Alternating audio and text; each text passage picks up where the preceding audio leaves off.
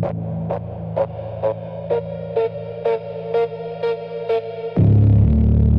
are not hiding it anymore. They never really were.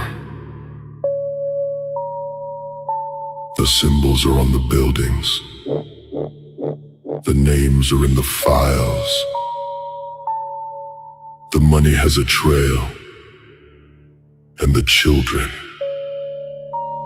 have no voice. Except this one.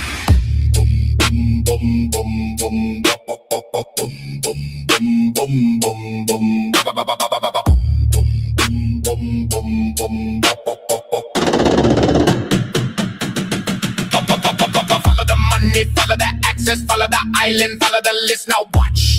Epstein built the network, but the network was already there before he ever existed. Every billionaire foundation, every charity front already enlisted.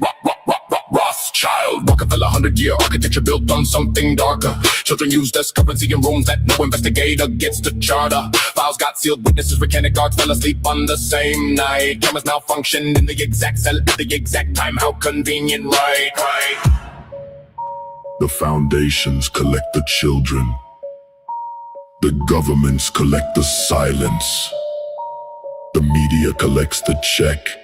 And they all answer to the same ancient name.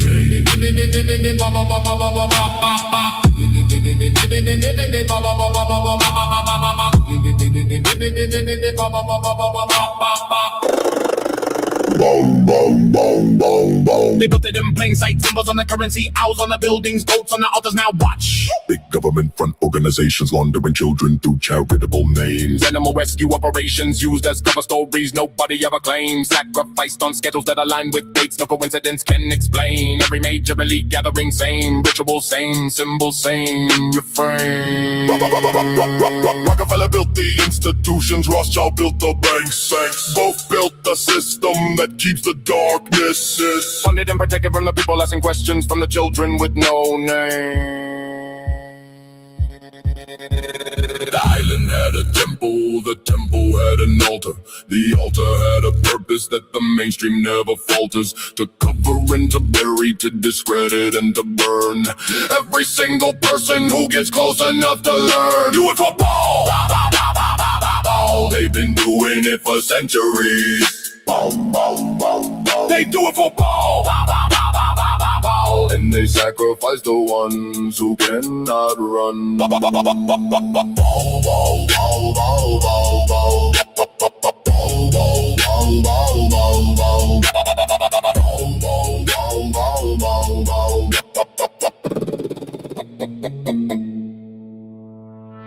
Epstein did not build that network alone. The flight logs have names. The names have foundations. The foundations have access to children. Documented. In case files that keep getting sealed. In testimonies that keep getting buried. In witnesses that keep dying before they testify.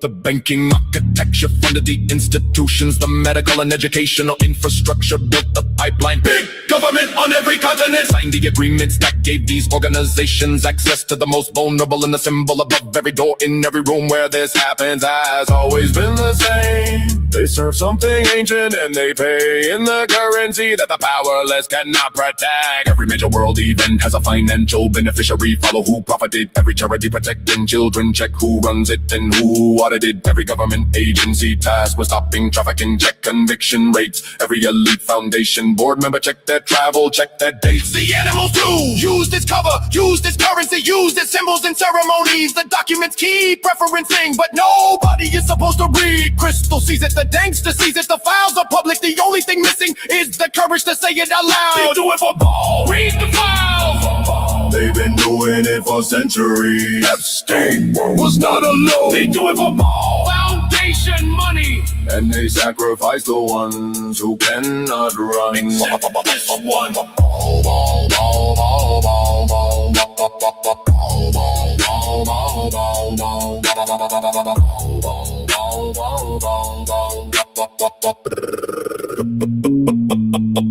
The island, the temple, the altar, the list, the sealed files, the dead witnesses. Bum, bum, bum, bum, bum, bum.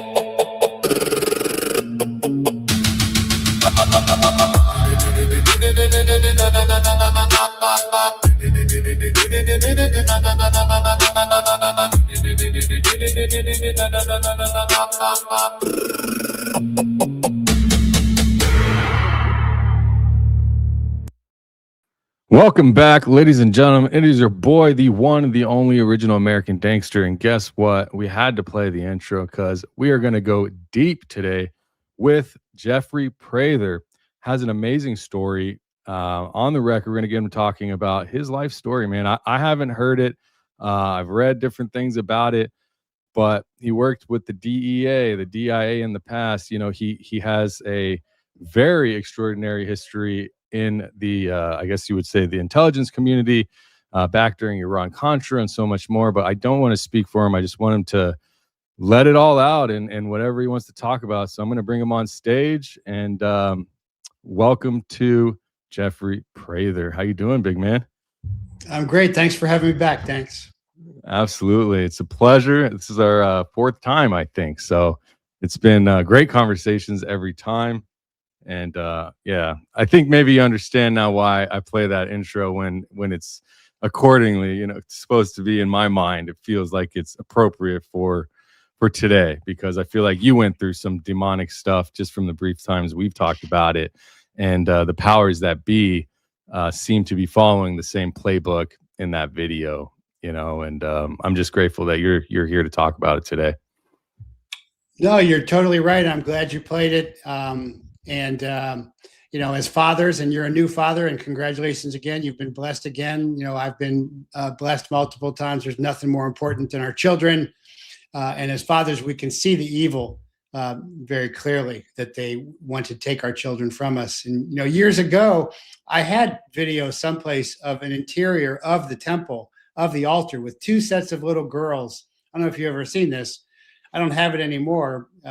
But there were two sets of little girls in frilly outfits, and there was a center raised platform, and they were washing it off years ago. And so this is clearly child sacrifice. It's been going on for millennia to Baal, and it's all satanically sourced. And so I think that's really important to bring out. The Nuremberg trials skipped all this as well. But yeah, thanks for having me on. It's really great timing. I think I said last time that I can look back on my life as blessed. And yesterday, I just want to say, I said this yesterday on my show, but yesterday was the 32nd anniversary of my snowcap team's death. And so I was a Drug Enforcement Administration special agent, but I was actually recruited while I was with 7th Special Forces Group in Panama, pre-invasion. There was another ODA, Operational Detachment A team, training some long-haired guys at Fort Sherman. And I thought they were CIA, but I went over and talked to the team leader, Captain Logan, a friend of mine, and turned out that they were DEA special agents, and they were being trained for a program called Operation Snowcap. Operation Snowcap was started by a very famous DEA agent, Frank White, former Ranger, who actually ended up recruiting me into DEA. And he was taking DEA special agents and sending them to host nations, Central and South American police and military counter-drug units. And we were assisting those host nation police and military counter-drug units in drug interdiction. But we were really a paramilitary force. We were really the first international law enforcement agency because we carried guns. We had gun cards for all these countries that we operated in. And, you know, that's why I'm in favor of the drug war now, because it's snowcap on steroids. But yesterday, 32 years ago in Santa Lucia, Peru, a plane went down with all of my teammates on him, James J. Seal, Meredith Thompson, Frankie Fernandez, Juan Vars, and Frank Wallace. And the ironic thing about that was that I had trained with all these folks, or I had flown with all these folks, and I declined that tour to be with my kids, by the way, because I'd been gone a lot already. And there's no doubt in my mind that I would have been on that plane, and I would have gone down with that plane. In fact, the guys who rescued the bodies, recovered the bodies, were 18 Deltas which are Special Forces combat medics that I had served with, Sergeant First Class Pringle, Carlos Cruz had served with in 7th Special Forces, and they had then contracted to the DEA because it was all Latin America. Because in the 80s, I was in Latin America with psychological operations attached to Special Forces and Rangers, and then I went over to Special Forces in the 90s. I went back to Latin America with DEA. I even ran into some of the same people, but I'm really blessed because I can look back now as an old guy and see how God just kept preserving me, because there's no doubt in my mind. So I wear that bracelet there that's got Jay's name on it. And the reason is because Jay was, they were all special, but Jay was right down the street from me at the same time at the 82nd Airborne, right down the street from 7th Special Forces Group. And he was a Ranger. And I remember we were going through the snowcap training, and we were doing a 12-mile ruck, and he and I were way out front because we're soldiers. We're used to rucking. If you look at my statue there, my Special Forces statue, he's got a ruck on because that's the real macho standard. It's not lifting weights, throwing a football. It's how far, how long, and how heavy you can carry a rucksack, because it's just misery. It's just misery. But anyway, we were finishing this 12-mile ruck together, and we looked back and saw Meredith Thompson not far behind. So we nodded to each other and slowed down. So the three of us passed the threshold together. So, Jay was on that plane. Meredith was on that plane. Frank, I had flown with many times. Frankie Fernandez. Frank Wallace I'd flown with many times. Frankie Fernandez had been a team leader. So there's no doubt on my mind that I would have been killed. And that's just another example of God saving me and to do stuff like I'm doing. And I'm sure God's saving you for this, because I started out, as a product of rape. And I only found that when my wife found my birth mom. But, she had the courage to have me. And then I had the great blessed fortune to be adopted by a wonderful family and raised and go to the best of schools. So it's just a real blessed life I'm very grateful for. Yeah, I can hear it in your voice, and I feel the same myself, right? God uses, it even says in scripture, he uses the ones that are beaten down the most, the ones that are even the simplest, or just the ones that have been through the most. And I feel like there's a reason why we've made it this far. I told you briefly before the show, and you probably haven't heard my story, and it's not about me today, but I did go through a big, deep addiction with opiates, heroin, homelessness. And I shouldn't be here. I guess it's God's will. I'm here. But to go through that, to go through things that you've mentioned to me and that we're going to hopefully get into with you, we are blessed. And could it be that we're just here to maybe spread the message and show people that no matter what you're going through, there's some version of a light at the end of the tunnel that we're not going to ever be aware of until it comes. And I think that pushing forward and just remembering that it's not up to us anyways. You know what I mean? Like none of this is up to us anyway. So that's right. To beat ourselves up is pointless. In fact, to be here, we should be grateful, like always. Like I try to be, and I pray every day, and I'm just grateful that you survived the history and the things, because obviously your teammates did not, right? A lot of them did not. So I do want to kind of go back in time and maybe tell me a little bit about how you ended up getting into service, where it all started, why, like what year did this initiate? How old were you, and where did this all begin? And am I correct in saying you were in the intelligence community? Forgive my lack of knowledge. I was in I was branched Army military. My branch of service was the Army. My branch in the service was military intelligence. So I was adopted out of St. Joseph's Orphanage very young. There's the plaque they gave me from the orphanage recently, by a great dad. He was raised Baptist, converted to Catholic. I think that's important because that's a moral base, a spiritual base. And I got to go to the best. I went from being a orphan to going to the little striped tie and wool jacket, going to the best schools, nuns with rulers. Then I went to St. Xavier High School, Jesuits. I know Jesuits, but still, it's great education. Ended up getting a couple of bachelors and tried a year in law school, hated it. Went and get my master's and went into the Army at that time because my dad was a World War II veteran. His photo's right up there too. He's just passed. He was a sailor. That's his flag up there. And so most of us veterans, we want to emulate our dads or our grandfathers and follow them, or we watch the Green Berets or something. But I wanted to do that. And so I went into the Army. I was commissioned ROTC out of Ohio State. I already spoke Spanish. I'd worked for my dad's company a little bit in South America, a little bit. I'd well traveled. So they branched me military intelligence, went to military intelligence school, Fort Huachuca. Fort Huachuca's got a lot of notoriety today, but interesting. Okay. Wow. I spent a lot of time in Fort Huachuca as a student and as an instructor, as a military instructor and as a civilian instructor. So I'm very familiar. If you want to know about Fort Huachuca, I can tell you all about it. I lived there. I'm sure the audience would love to know more about that. But it's the military intelligence school. It's also the Defense Intelligence Agency campus. And of course, there's a lot of drone activity there and all over the place and all kinds of intelligence. But anyway, I went active duty and I had been really a gung-ho cadet.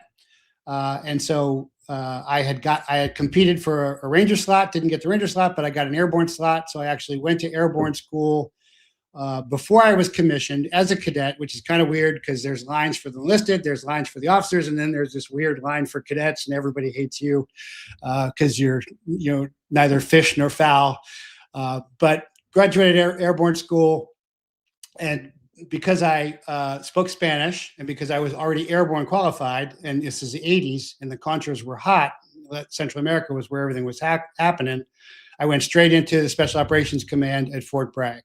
And I went straight into psychological operations. There's my fourth PSYOP plaque there. Before I went into 4 PSYOPs group, so I'm also a PSYOPs officer. So want to talk about PSYOPs, I can tell you, I can talk all about it. I can talk about the great Iranian PSYOPs that are happening, that are amazing, the Lego stuff, that are running circles around our PSYOPs. Well, it's interesting, sorry to cut you off, but we were just talking before the show how much of your life, even back in 70s, 80s, 90s, whatever, all those decades, the last 50 years, what we're experiencing today, where these psyops and these attacks and the attempt to completely destroy someone's life that's just trying to tell the truth, this is not new, right? Nope. Do you want to maybe shed a little light on that? Sure. And the first thing that people have to understand about intelligence agencies like the CIA is their primary function now is not intelligence collection. It's supposed to be, but their primary function now is psychological operations. So there's two like X. X is probably the most free platform, but X is an intelligence information collection platform, and it's also an intelligence dissemination information platform. It's doing both simultaneously. There's some truth there. There's a lot of lies there too. It's kind of like the Wild West. But if you look at the executives who run X, they are all ex-CIA, NSA, FBI, NRO, DEA. It's all intel guys. It's Unit 8200. Unit 8200. Yeah, the infamous 8200. Yes. And so it's not a social media platform. And a lot of people, I'll say, even with my Team America guys, want to avoid X. I'm like, you're avoiding the fight then. You're blinding yourself when you should be in the fight. You got to get on those platforms, as I am and as you are, and you got to turn the claymore. And by turning the claymore, I mean, in Vietnam, the Vietnamese sappers used to crawl through the wire and take the claymores, which are curved mines, front towards enemy, so you can't make a mistake, full of ball bearings, and they turn them around so that when they attacked and we set off the claymores, we blow ourselves up. And so what we're doing, what you're doing, what I'm doing, what housewives have done all over Meta and Facebook now is turn the claymore on them, because the social media, like tracers, work both ways. That's right.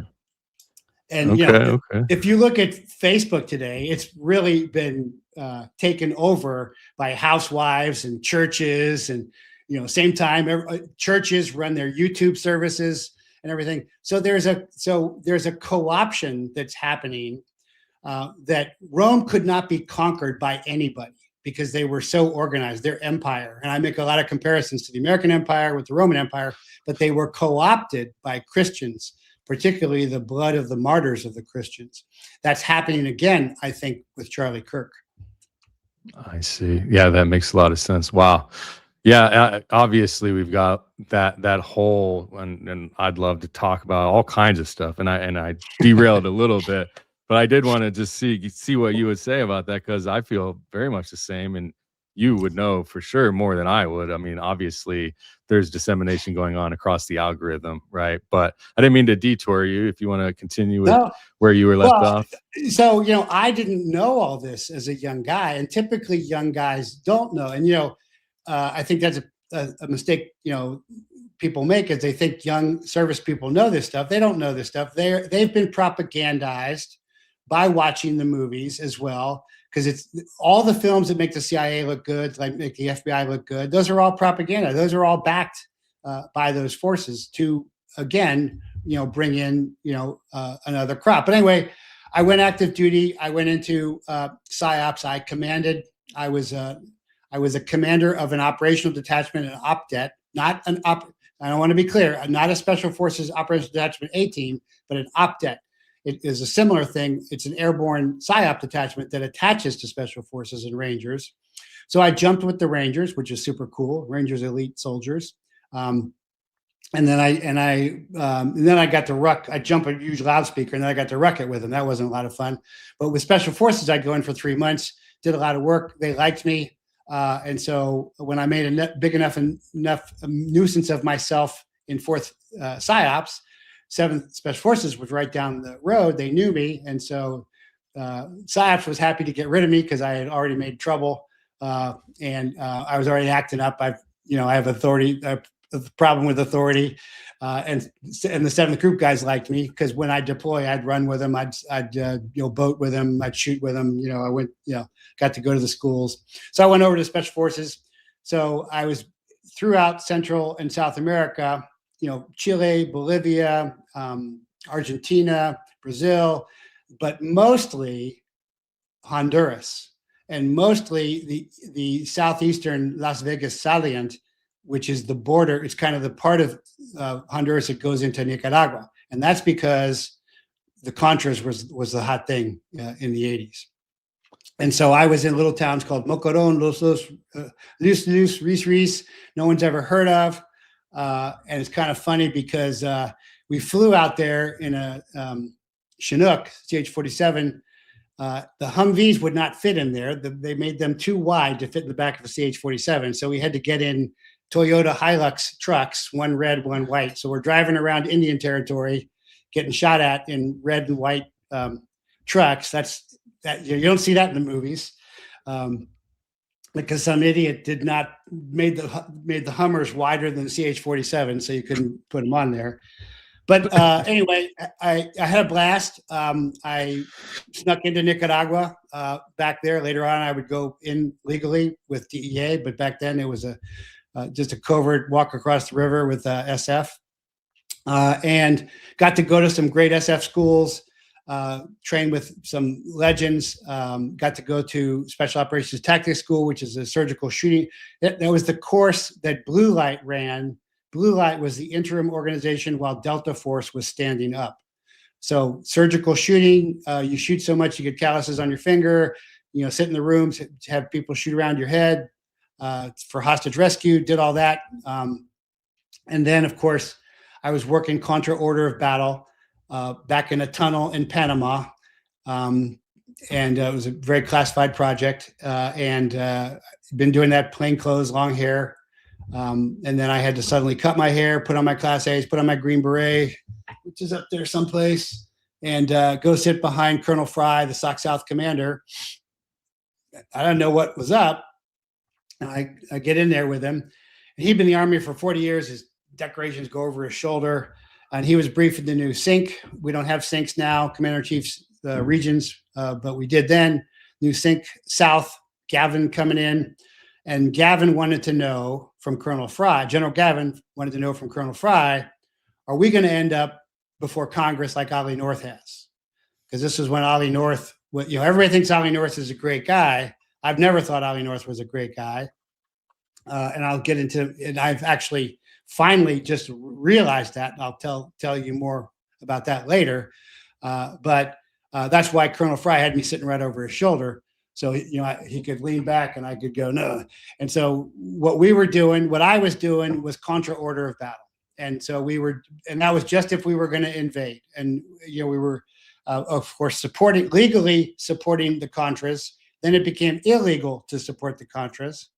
And that's when Ollie North did his illegal covert operation, which he knew nothing about. He's a staff colonel on the, Special Forces, we do covert operations, but North knew nothing about that. And of course, he got in bed with the CIA. CIA starts running cash, contras, and cocaine into Mena, Arkansas, builds up the Clinton Cartel of Death. The Clinton Cartel of Death was specifically built through this Iran-Contra. Plus, also, we're supplying weapons to Iran, by the way. Just saying. That's kind of money flying all over the world. Kind of key. So that was, and this is really a predecessor to Fast and Furious. But if you think about it, what I say is the deep state, which is the Praetorian Guard puppet masters who run the elected officials that presume to preside over us, the puppets, and the global cabal, as in Kabbalah, as in Israel and WEF, is the international deep state, but they run what I call the dark economy. The dark economy is people, weapons, and drugs. And so even back then, this was true because, like you said, this has been going on for millennia. The same corridors that run guns or weapons, whatever they are, stingers, manpads, run people, run drugs. And so that's what North got into with the CIA, who started running their own thing, because now they got, not only do they have an unlimited black budget, but now they've got their own off the books money. And the CIA has governments have a long history of running drugs anyway. It's not just the British Empire into China, forcing opium. But anyway, I saw close up as a young officer how the CIA and North went wrong because we were doing it right in Special Forces. We were chartered, we were doing and then no one ever heard about it until I talked about it, because after 20 years it expired. The classification. What year is this? What year is this? This is 88, maybe. Okay. 89, something like that. So after the overthrow of the Shah, and then things started picking up. Yeah, and yes, and yeah, of course, that the whole reason that whole thing started is because CIA did overthrow the government. They're a very popular president in Iran originally. Well, my family is from Iran. My grandfather actually worked for the Shah. He had 3 wives. One of the wives made clothing that were like majestic royal clothing with jewels and gold and stuff on it. Quick story, I'll just tell you what it's interesting. My grandfather was young. He's probably in his early 20s, and his wife had made this gown, and he had this he was Muslim, and he said he had this message that I have to deliver this to the Shah, this outfit that his wife made, one of his wives made. So he actually takes this, he packs it up and puts it in a nice, package, and he actually goes. This is in, I don't even know what year. It must have been 1930, 1940 or something like that. Yeah, I think it was in the 30 or 40s, maybe something like, yeah. And so he actually goes to the Shah's palace, and they wouldn't let him in. He has security. So he ended up sleeping outside. He said, I'm not going to leave until like Allah said, I have to deliver this. So I'm going to stay here until I see the Shah, So he ended up staying out for, I believe it was about 2 days. The wife, some of them would come in and out, and they'd give him dates or fruit or whatever, because, they're human, and I think that we've lost our humanity, but that's just besides the point. So eventually they let one of the wives is coming back in and brings my grandfather into the Shah's palace and just shows him the outfit, said, God told me I had to show you this, and that's why I'm here. And the Shah loved it and ended up saying, I want you and your family to run a factory to make all the royal clothing for the royal family. And so that started his legacy. He ended up being one of the wealthiest men in Iran before the overthrow of the Shah. They had in Iran, like my dad explained it as like a black plaque that you would go everywhere you would go. You'd say like, I'm part of the Shah's crew. Like, give me what I want, or you know what I mean? So there was this power dynamic, but that all kind of blew apart. But it's just an interesting story. Yeah, I have history there for sure. I just wanted to share that. But you're Christian, aren't you? I am, yeah. So my dad, when he came to the United States, met my mom. She was born Catholic. My dad converted from Islam to Catholicism. Really? Oh, okay. Yeah. I was raised Catholic. Okay, so was I. Assyrian Christians that's one of the oldest parts of the church. That's the Assyrian Cushitic speaking. Some of them speak Aramaic still, what Yeshua spoke. Yeah, yes. So, and it's a very, yes, absolutely. And actually my grandfather, my dad's mom, was Georgian Iranian, and then he also ended up kind of leaving his Muslim faith. And I don't know if he ever ended up coming to Christ, but it seems like everybody that kind of came to the United States over time, they ended up veering away from Islam. I'm not sure why that might be the case, but maybe God spoke to them. However, yeah, I'm Christian now. I don't identify. Well, I don't even know what to say. Christian, or I'm a believer in Jesus Christ and my Lord and Savior God. So I don't like to be boxed in with the religion. Sure. I was born Catholic. I don't practice any particular religion, but I do believe, and that's how I've kind of operated the last 25 years or so. Yeah, no, amen, brother. Yeah. In my chaplaincy, ChristChaplaincy.com, because I'm also a chaplain, we use an Aramaic to English New Testament because Yeshua spoke Aramaic. So it's real interesting, different translations. But we always really like to see the Syrian Christic church, the Iranian church, all of that, because the church was oppressed going west because that was Rome. It went east. People forget that.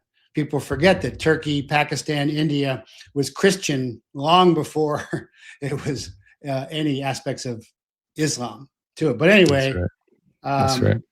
So anyway, I was straightened that out for my colonel, and then I saw this team, and I started talking to him. I started talking to Frank White, the founder. He was a big gunfighter. DEA was the back then. It was Miami Vice. DEA was in more gunfights than anybody else.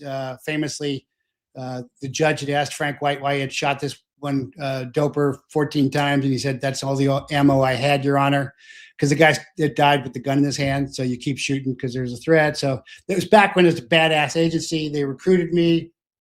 I went to the FBI Academy because the DEA didn't have their own building back then in 1990.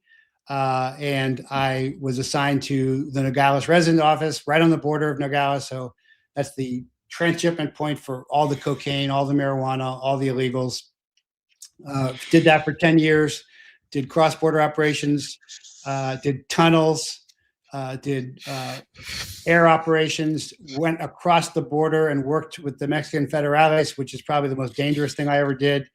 Because I had we weren't allowed to carry guns. You're not allowed to carry guns in Mexico, but we all did anyway, because we all were very aware of what had happened to Special Agent Kiki Camarena, who had been tortured and murdered. And the rule was just don't get caught. You're not going to endure that. So did that for 10 years, came up to Tucson. And so I had lots of seizures. My first big seizure was, if you want to hear doper stories. Yeah, I was just going to ask, can you tell us some crazy stories, man? I want to hear. So I want to hear from you. So I was a young agent, and I want to, make my mark. And so you have informants call, in, and it was a real small office. So we worked incredibly hard around the clock on holidays and everything. And what year was this? This is 90 to 2000. Okay. In Nogales, Arizona. Just where did it start and all that? It just endless seizures by Border Patrol that DEA had to take, because by MOU, Border Patrol could not prosecute them. If they had dope, we had to either take it or decline it. So I've done hundreds, maybe thousands of those cases. Wow. But I also wanted to, and so Border Patrol catches some illegals with 500 pounds of marijuana, they got to call DEA. If you're the duty agent, whether it's Christmas, whether it's Easter, whether it's middle of the night, you got to turn out and go get it. You got to, you can call. Back then you had the big brick phones and pagers. You could get the facts, and then you could call the duty assistant United States attorney and decide, and then tell him the facts, and he'd say go or no go. So if it was a go, then you got to go get him. Take him to federal prison in Wilmot and Tucson. If it was a no-go, you could say, I'll pick up the dope tomorrow or whatever, which is, by the way, how I knew when the FBI declined to give Hillary's case to the Attorney General. I knew it was fixed, because as law enforcement, we don't make that call. We do the investigation, then we present it to the attorney, whether it's an assistant United States attorney or the Attorney General, and they make the call, go or no go. The FBI, if you remember, did not present it to the Attorney General because we think it's not good enough case. That's not how it's done. We don't make that call. We do the investigation. They make the call. So that was the setup. So then I knew the fix was in there. But anyway, yeah, my first big bust, there was an informant that nobody wanted to talk to. He'd call in and say, hey, these truckers got prostitutes. I'm like, drugs. And then he'd call back in, hey, there's illegal chickens coming across. I'm like, drugs. And so finally he calls me one Sunday morning, this is the job, and says, hey, I just snuck out of a hotel room in Motel 6 in Tucson. They got me under gunpoint. They're going to pay me $20,000 to drive this 18-wheeler to Detroit. I'm like, okay. So I go out there and I get in my G-Ride, I go out and I 1028 the license plate and run it through NATIS, Narcotics and Dangerous Drugs Information System.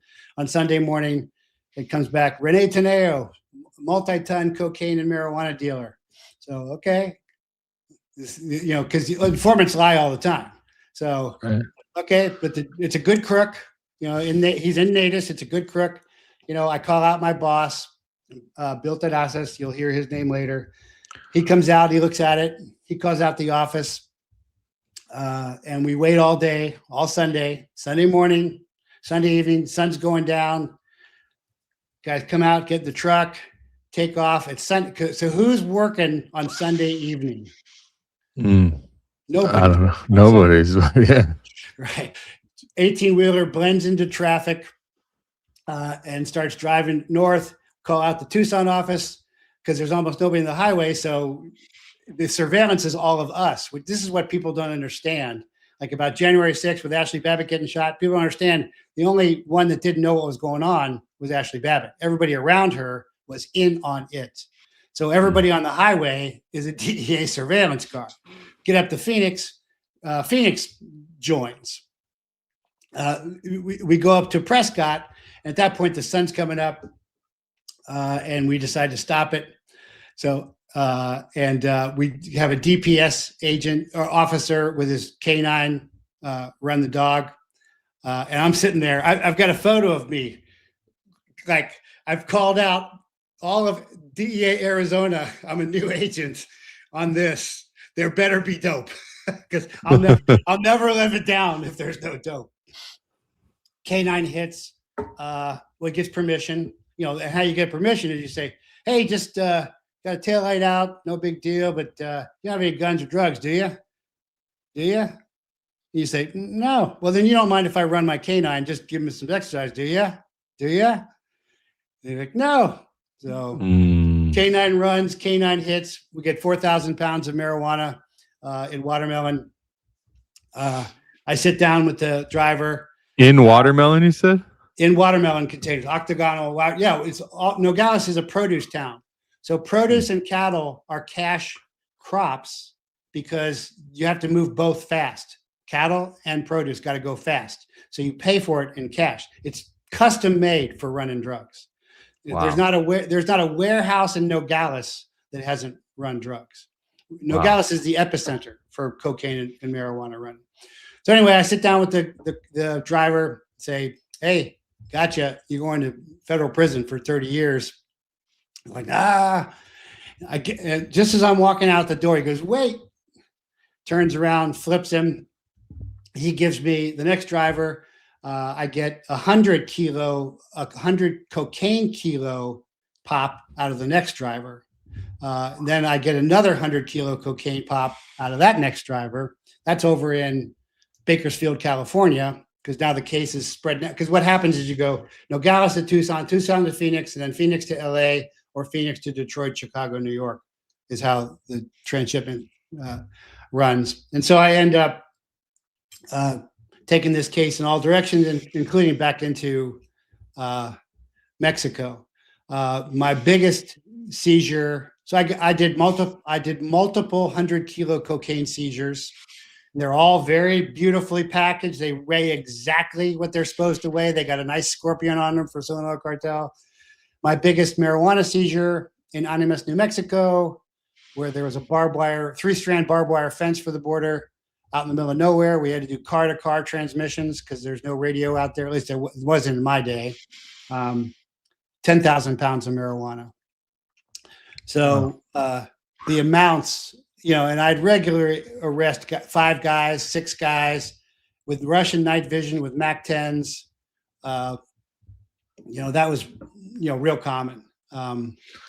So and you were obviously knee deep in these operations. You were basically a patriot. I assume you felt that way as well, and you thought you're doing the greater good of what your job was and stuff. And we can get into however much you want, because I know this is a sensitive subject. Somebody asked, they said, "Why did you say he's betrayed?" Because I put on the thumbnail betrayed.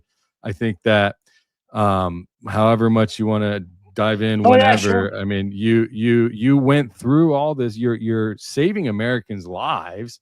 You're keeping people out of jail from not getting, maybe not, but if you're seizing thousands of pounds of or kilos of cocaine and other drugs, you are doing a service, right? But at the end of the day, and you can get there whenever you want, you were ultimately betrayed by the government in this country. I was, right? Yeah. So drugs are slavery, chemical slavery, and the drugs themselves are chemical change. So that's how I looked at it. Well, anyway, so you're not wrong on that. I was a slave to all of that stuff. You'll sell your kids and they'll just use you up, and then if you got kids, then they'll use you up till you die, and then they'll use your kids up till they die, and they'll pimp them, they'll do anything to them.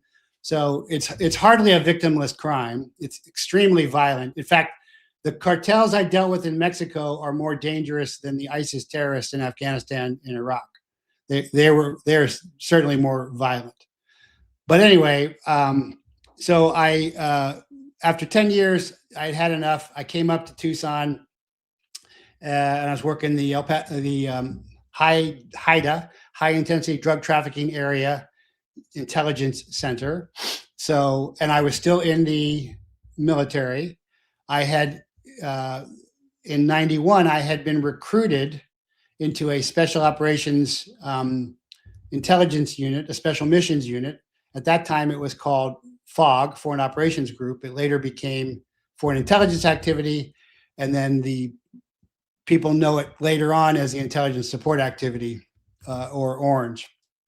I was in that very early on as a reservist. And so then I was dual credentialed as a Drug Enforcement Administration special agent as a Defense Intelligence Agency, while I was also in this other unit as well.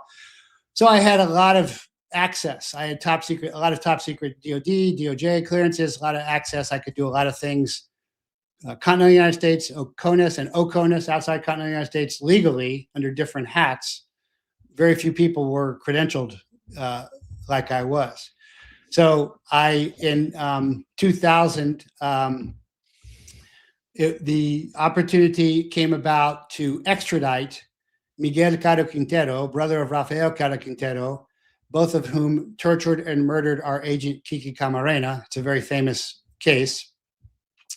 And this would have been the first extradition of a Mexican cartel leader to the United States. So it would be a sea change, because when they were put in jail, and he was in jail in Mexico, they lived like kings. They were palaces.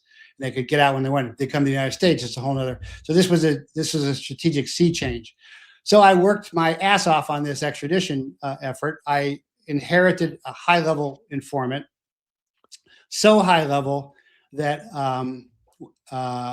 he had direct access to Miguel and Rafael. And remember, Miguel and Rafael had tortured our agent. And so I was working this, and as I was working it, I flew to DC, and I had to work with some DOJ attorneys. Michelle Leonard was a DOJ attorney who later became the administrator. Her name will come up. And Karen Tandy, same thing. And as I was working this, the most difficult thing became my own agency. They kept throwing up roadblocks. So he was arrested. When we extradited him, I wanted to pay him $10,000 a month. So I had him in my hand. I could control him. What they made me do was pay him an initial $250,000.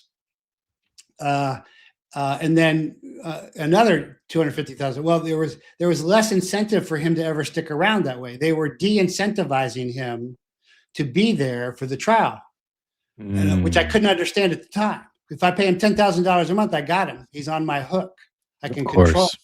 He'll testify when I want him to testify. Then I'll witsec him. I put guys in witness protection too before, so I've done that before. But and the interesting thing is, the lifetime cap in my day, anyway, I don't know what it is now, but in my day was $250,000, which is a ridiculously small amount.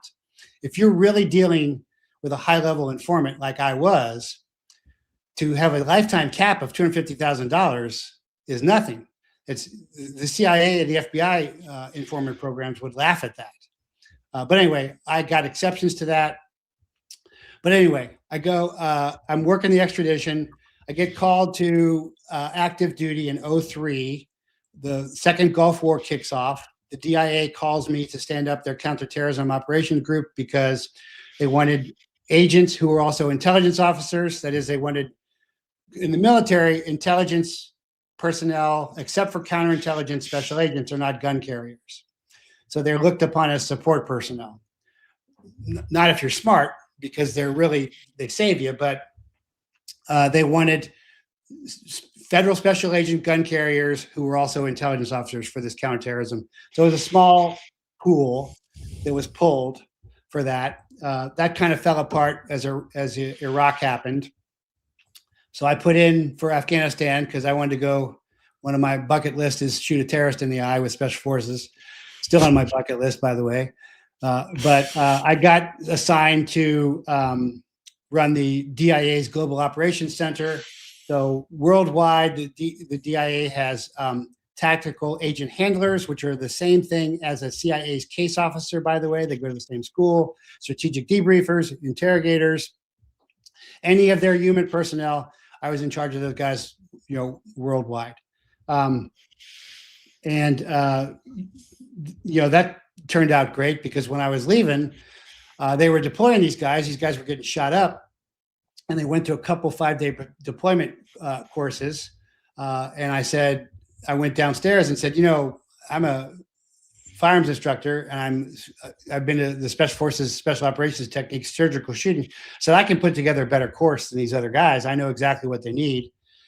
So I did. I put a 5-day pre-deployment course together, got permission for it, trained eventually about 21,000, saved a lot of lives, got a lot of flags and thank you letters, only lost 3 PJs, KIA. So that was a cool side gig that I also made a lot of money at. It was veterans training veterans to stay alive, old veterans training new veterans to stay alive in GWAT. It was super cool. But while I was on active duty, 03 to 04, my informant, they forgot about my informant. They sent the extradition package to Mexico, which outed him because he's named in that, which is a death sentence. And they hadn't made a deal to WITSEC him or to anything because I left and nobody took over the case because it's a very complicated case. So he gets pissed off. So he decides to sue the DEA administrator, Michelle Leonhardt, for $5 million State Department reward. So they call me over. I had an office in Clarendon. I had an office in the Pentagon. I was over at the Pentagon, DEA headquarters right across the street from Pentagon. I go over there in my Class A's. I go up to the informant coordinator and say, no, look, here's the memorandum. The State Department $5 million reward is totally separate from what we're paying him. You can't do that. It won't work. But I said, but Leonhardt did destroy my case. She made me pay him off. Well, as soon as I got back off of active duty, OPR, Office of Professional Responsibility, you would call it internal affairs, started going after me. And I'm sure now what happened was that confidential informant administrator went right up to her office and said, hey, this guy's CI is suing you because you messed up the case. So they went after me from 04 to 09. And after 19 years on the job, without ever having a bad evaluation, without ever being charged, without ever being convicted of anything, I was fired 1 year from retirement. My Tucson bosses gave me outstandings. My New York bosses, they moved me to New York within 2 weeks away from my kids. They would fly me from New York to LA to answer one question, which would be for a whole week. And that's when I realized a rogue OPR guy doesn't have that kind of juice. Found out that the administrator was being briefed upon my on my case because I didn't even understand what I had uncovered at the time. But I was also the liaison to ATF. Fast and Furious started in an ATF group at DEA. Also, I just found this out recently where I was talking to Hector Bareillas. So if you've seen The Last Narc on Amazon, starring Hector Bareillas, a super cool old DEA agent, I've been having conversations with him. He discovered that Felix Rodriguez, a CIA officer or agent, those terms mean different things. He was a Bay of Pigs guy, was there when they were torturing Kiki to death. But it just turned out after I just talked, that came out in the first narc. But what just came out recently, and he's done a couple interviews, and he told me was that Kiki was not picked up. So Kiki was picked up by the Mexican cops he was working with.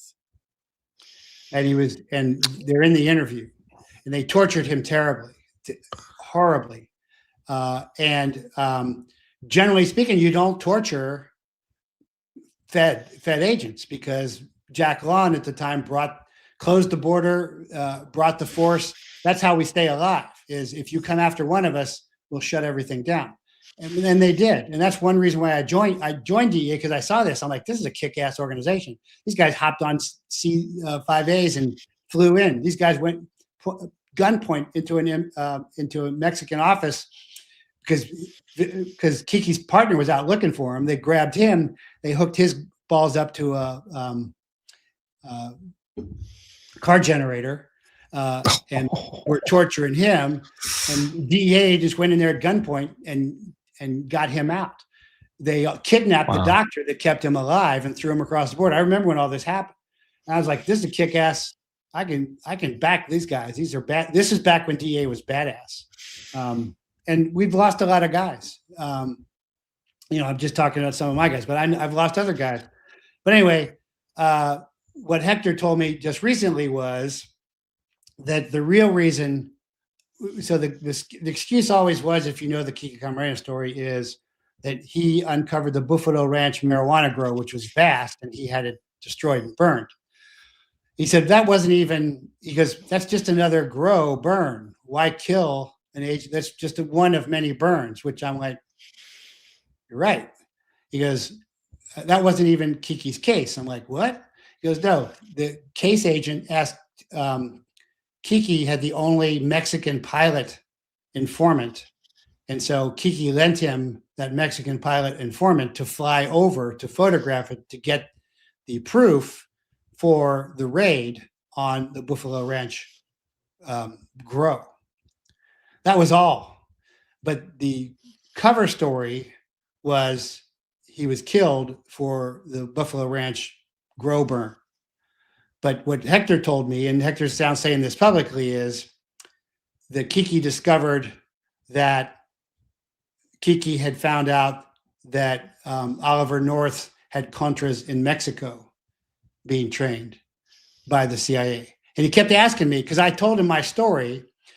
I'm like, Bill Terrazas was my rack. He goes, Bill Terrazas was my partner. Bill Terrazas has cancer now, God bless him. He's a great resident agent in charge, what rack needs. But anyway, all of a sudden, all this clicked in my mind. Is this was the CIA Contra cocaine cache in Mexico. And Hector kept asking me, did you work with the Contras in Mexico? I said, no, I didn't even know the Contras were in Mexico. I did cross-border operations with the Federales, the FEOs. The only place I worked with the Contras is Honduras. And that was when I was Special Forces, not when I was DEA, in the 80s. So I just learned that. This is the first show I'm telling this story on. So when they came after me, and when my CIA turned on Leonard, was when I was with the Defense Intelligence Agency. The Defense Intelligence Agency is the Pentagon's counterpart to the Central Intelligence Agency. The Central Intelligence Agency works for the president and is mostly Ivy Leaguers and snobs. The CIA or the DEA and the NSA are mostly military. If you took all the military out, the halls would be half empty. They have career service GS employees, but the bulk of it are military, particularly the DIA. So now I really understand. They saw my informant coming after her. They saw me outing her, and I was at the DIA at the time. I must have scared the shit out of them, because I was, and I didn't put all these pieces together. Again, it took me many, many years talking to ATF whistleblowers who I'd worked with, Vince Cefalu, John Dotson, some great ATF guys who were against this whole thing. Because there are some good ATF guys, I'll tell you. And then when Hector told me about this, it finally all really snapped. That I had all the pieces, and they were afraid that I'd put all the pieces together. So they had to destroy me. So the first thing was outside employment. Well, I had permission for outside employment, and I was training our guys to stay alive when they went downrange. Big sin there. The next thing was I was a cult leader because of my Christ chaplaincy.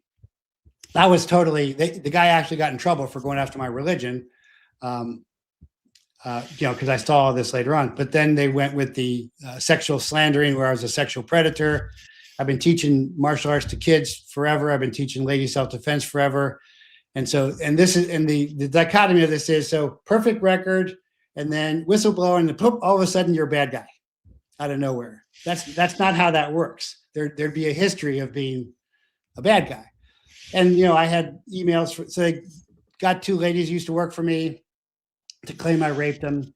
But I had a year and a half of emails after that where they're working with me. They go to Tucson Police Department. Tucson Police Department laughs them out of the room. Like, when did you report? When are you reporting this? A year and a half later. Why? We were talking to the DEA.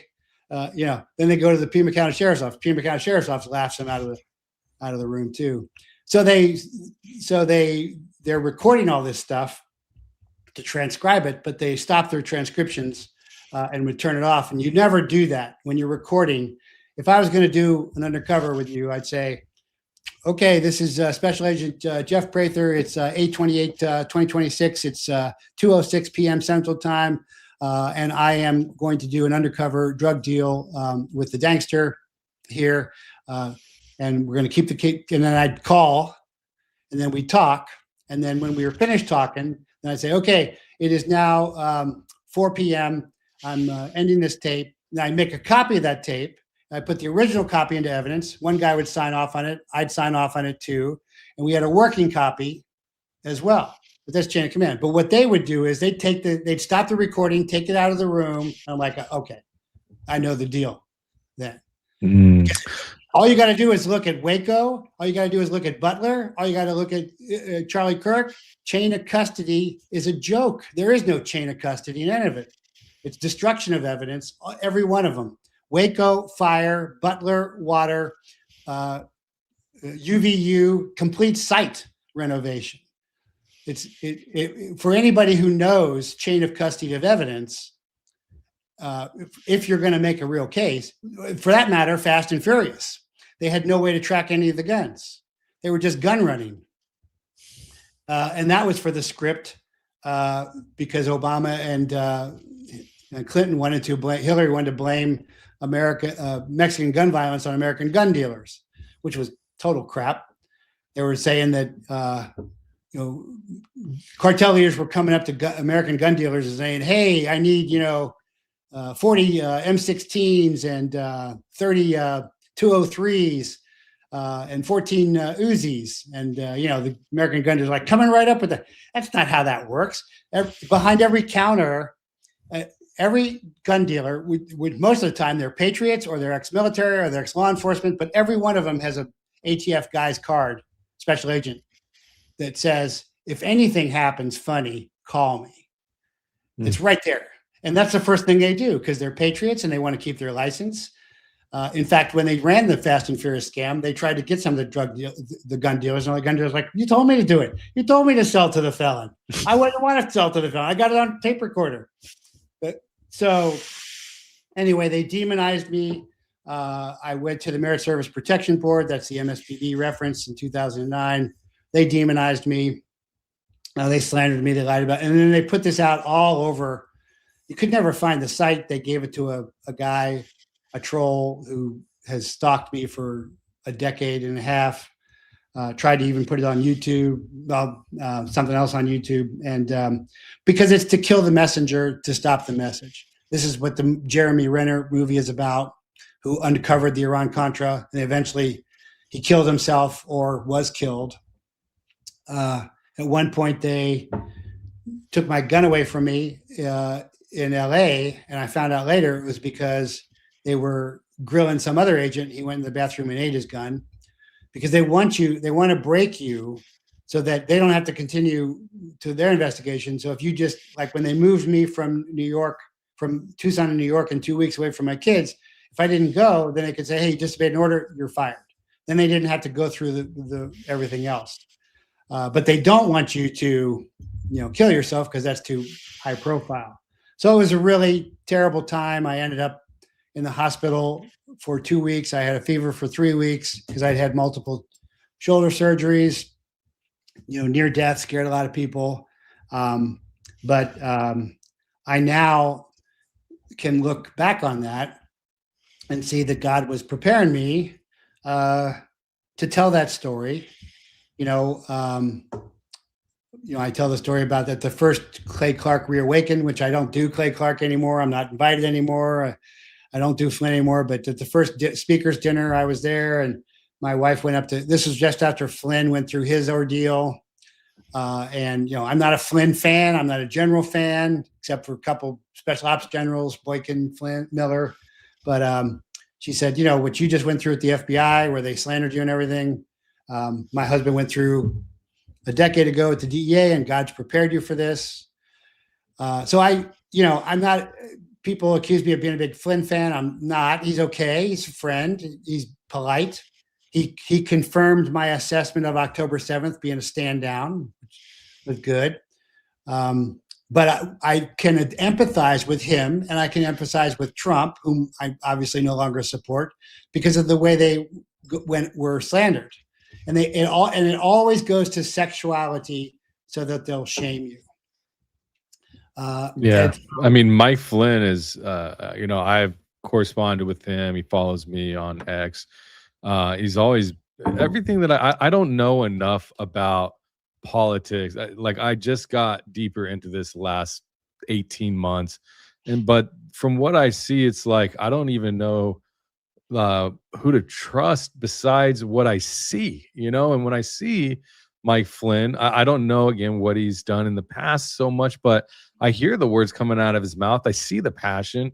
I see that it feels like he's a patriot, and then he's demonized everywhere you look, so I just was trying to deal with some idiot that I blocked because I'm open to listening to somebody's story of tell me why Flynn's so bad. And I've never gotten it. Now, I'm friends with Flynn. He knows my family. We've taken pictures together. We've spoken together. He's been on my show when I had an AMP show. Like I said, when I said that October 7th was a stand down, he confirmed that. I think that was brave of him.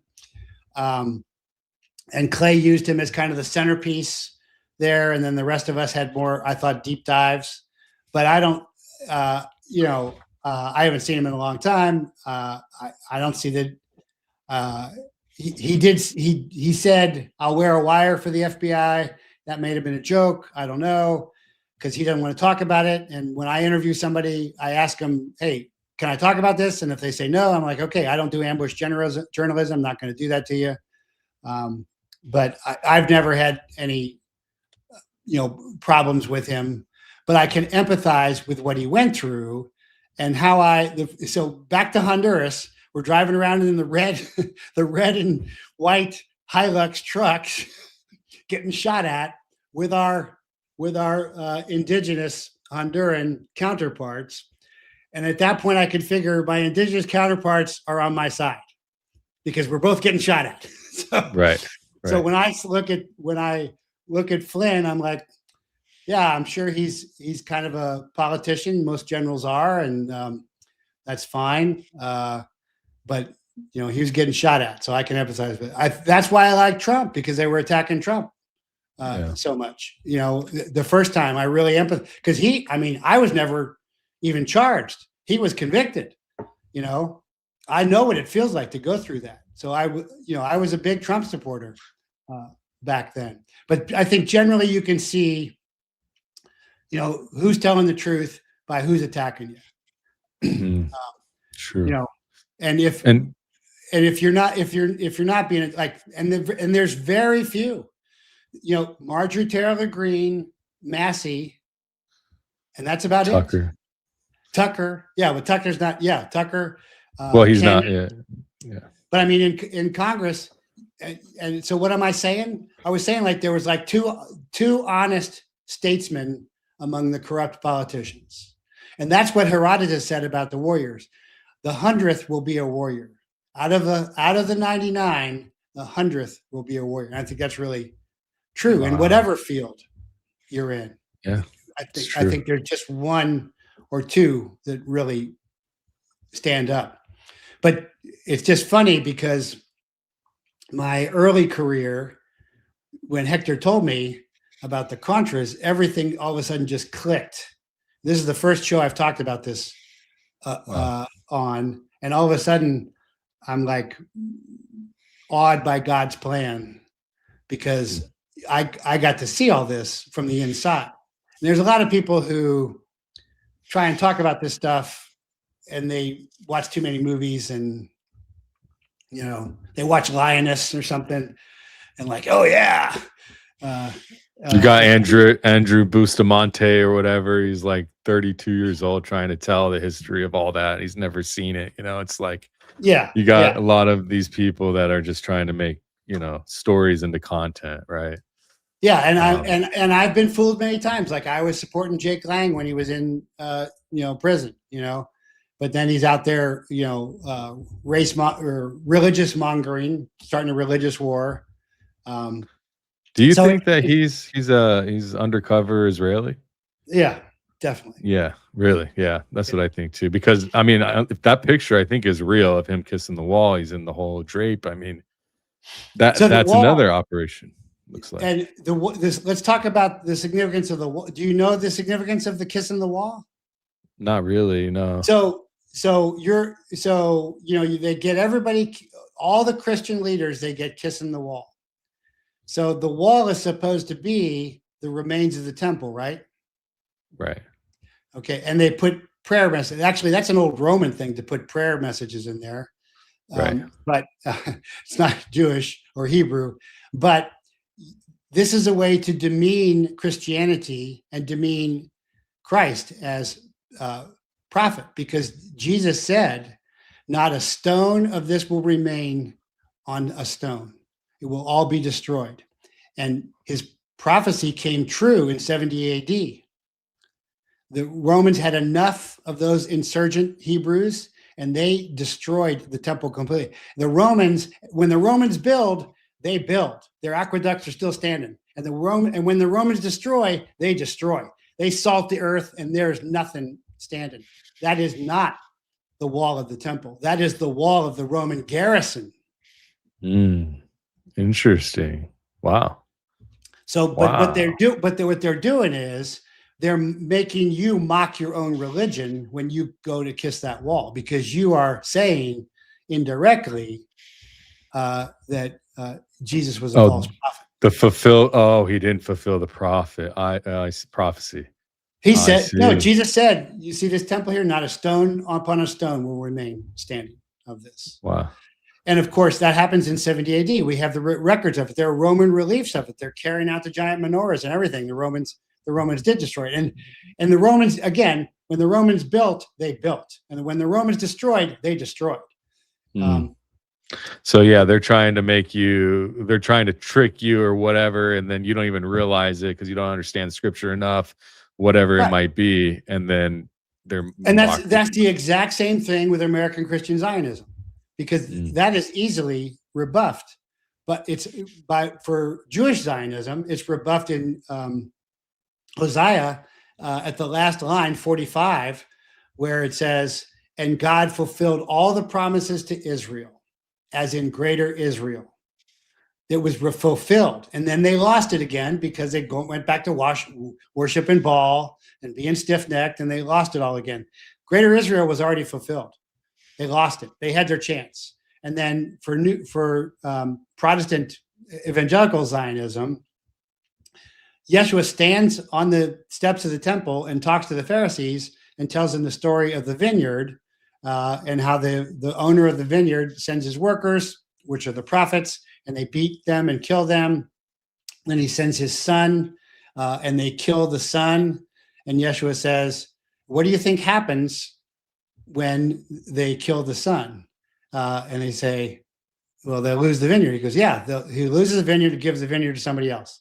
So Yeshua said real clear, when you kill the son, when you kill me, you lose the vineyard. You are no longer the seed of Abraham, which is what Israel is. The seed of Abraham is in Yeshua, and the followers of Yeshua are the true Israelites, which has nothing to do with the nation state of Israel anyway. But scripturally, both Jewish Zionism and Christian Zionism are easily debunked.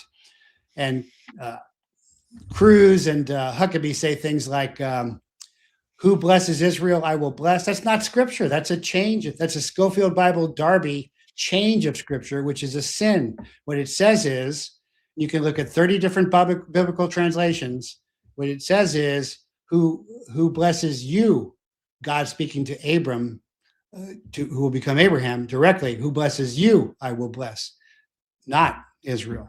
They changed it completely. That's right. But We've talked about this on the channel, and it's like, why do you think they named it that name, Israel? Right? It's another psyop. It's another reason to just push forward whatever their agenda is, which is Pax Judaica, right? It's the Noahide laws to make Christianity illegal, because they're going to consider Christianity. They're going to pretend that people are worshiping the cross or the crucifix if you're Catholic, and that's idolatry. Yeah, that's a shame. I mean, looking at things today, I kind of want to shift course, and thank you for sharing all. That's incredible. And I was just thinking, from your perspective, you must see this Charlie Kirk thing so much differently than the general public, right? Because if I just try, and I can't, but if I try to put myself in your shoes, you probably, I mean, I even look at this and say, everything at the end of Charlie's life, it happened so rapidly. And then these things come out, and then what do you see happened? Why do you think it happened the way it did? And what's your inference on what this is, and why is it still so strongly persisting in media today? Is that a part of their plan? It's very interesting. Obviously Charlie was had become a martyr and prolific, but he wasn't as prolific when he was alive, even though he was a great man, obviously. But what is it that happened that we're still talking about it today? I have theories, but I'd like to hear yours. But why did this happen to Charlie, in your opinion? He was too dangerous for them. So he wasn't, and I wasn't really a follower of him. I said, because I'd kind of given up on this younger generation, because I teach martial arts. I've been doing that forever, and this younger generation, but he didn't. And so I really admired him for that. But they weren't worried about him today. They were worried about him in 10, 15, or 20 years, because he could easily become the president, because he was electrifying a young generation, I think, in a way like JFK was. JFK wanted to get rid of the CIA. JFK wanted to disengage from Israel as well. And they were looking long term. They also know that the tide is turning against them, that they'll never have another president as enthralled to them as Trump is. So it's not, so the psyop here, and again, it's always psyop. So first, all the major crises from 9/11 to October 7th to the Oklahoma City bombing to Waco, the government either facilitated or ran them. And I've done deep dives on all of that. And I didn't start out this way at all. I was in firearms school when Waco was happening.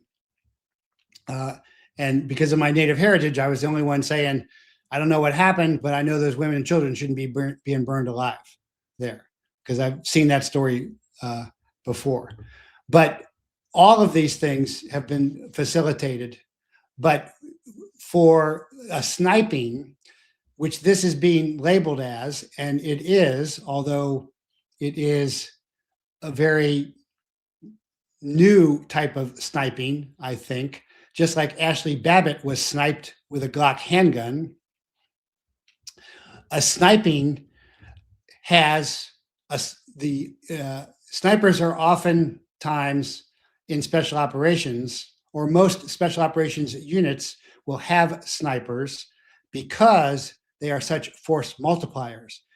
We really should have them in psyops because the effect of shooting one guy is singular, but the effect on the battalion or the unit or 1,000 people or how many people ever see that is a force multiplier. The sniping is much more effective on the masses than it is on the one person. The same thing with the planes flying into buildings. It's terrorism, because it's not to kill the people in the planes, it's not to kill the people in the buildings, it's to terrorize everybody who sees it. The same thing with the killing of Charlie, although he was a threat. The psyop there was to terrorize everybody else. Same thing with JFK. Look what we can do. If we can touch them, we can touch you. We are omnipotent. But if you have to say you're omnipotent, you're not. And so now let's get into the sniping. So the sniping of Charlie Kirk, like Butler, which was a total inside job. I could tell you, I could go into that why, because I've done dignitary protection. I've worked alongside the Secret Service. I've shot alongside the Secret Service, shot alongside HMX-1 guys, the Marine Helicopter 1 guys. But the sniping of Charlie Kirk, I've had John Cullen on, who talks about the drones, shooting from the drones. I've had John Bray on, who talks about the microphone, and people are like, microphone, drones, microphone, drones. It can be both. Yeah. Planes can fly into buildings, and Israeli art students can have rigged the girders to collapse. It's not an either or proposition. That's a simple movie TV scenario. The level of deception in intelligence agencies, PSYOPs, is much more advanced than that. And there are layers of that. For example, it wasn't the China virus. It was the DARPA virus provided to China. But then we're never really going to say it's China. Joe Ken has talked about this. Joe Ken talked when I had him on the show about this. So I think Bray and Cullen are both right. And I think it is a sniping, but I think it's a very sophisticated sniping. I think that you were talking last time we talked, I think, about the drones recording the crowd reactions, the flocking, which I've seen in riots in Mexico City. Right. Yeah. You need a real life scenario, traumatic scenario with large amounts of people to measure the amount of trauma, to use the data. And the only way you can get the statistics on that is through a real life scenario. You can't do it otherwise. You can test all you want, but at the end of the day, you're not going to be able to determine what 3,000 people are going to react to unless you have all of this technology on the ground or in the air at that very moment. And then they can use that to strengthen the operation for the next time or change it or whatever. So that's 100% a part of the autonomous drone warfare mission now, I believe, for the United States and intelligence here and abroad, to be able to literally cause death and destruction in order to have gain for more death and destruction that's worse than the last one. And endless war. So what's very interesting is, well, there's a lot of, Radcliffe all of a sudden flies over to Moscow in a C-17 because he's probably got armored vehicles in there. So he's the petitioner, he's the junior, he's asking. And what I think he was asking for was for Russia to back off, given ISR, intelligence surveillance, reconnaissance data to Iran. I think he was kind of begging. I think Russia said no. But I think what they said was, look, we're backing off of Ukraine because Ukraine just had its Independence Day, although Zelensky is illegal. He closed down elections, but the United States was not there at the Ukrainian Independence Day. So I think they're like, hey, look, we're backing off of this. Will you back off of that? And I think Russia said no. I think we're wrapped up into two civilizational countries. Russia, you can't take Russia, and Iran, you can't take. You could take the Strait, but you couldn't hold the Strait. And all this is run by the cabal, is mostly Israel and the deep state. And so where I see the shooting, Charlie Kirk's, I think that the pager misfired. That's the sniping. It's under the shirt. That's why it was under the shirt this time. I think it was set off by a drone. And also there was a drone rifle crack to simulate a rifle. But, I want to talk to Bray and Cullen again because they're the experts on this. But I do know that there are always more elements than people tend to look at one layer, and the intelligence agencies always do multiple layers. Always. The first thing is COVID's natural, then it's out of China. And the truth is it's out of DARPA. And China was funded, and it was brought to China purposefully to democide us. Anyway, that's what I think about that. And it's real sad because, I've spent my career serving my country, and I enjoyed doing that. And I hate to say to young folks now not to join if they want to be like me and join. And but especially if this National Defense Authorization Act 219 passes.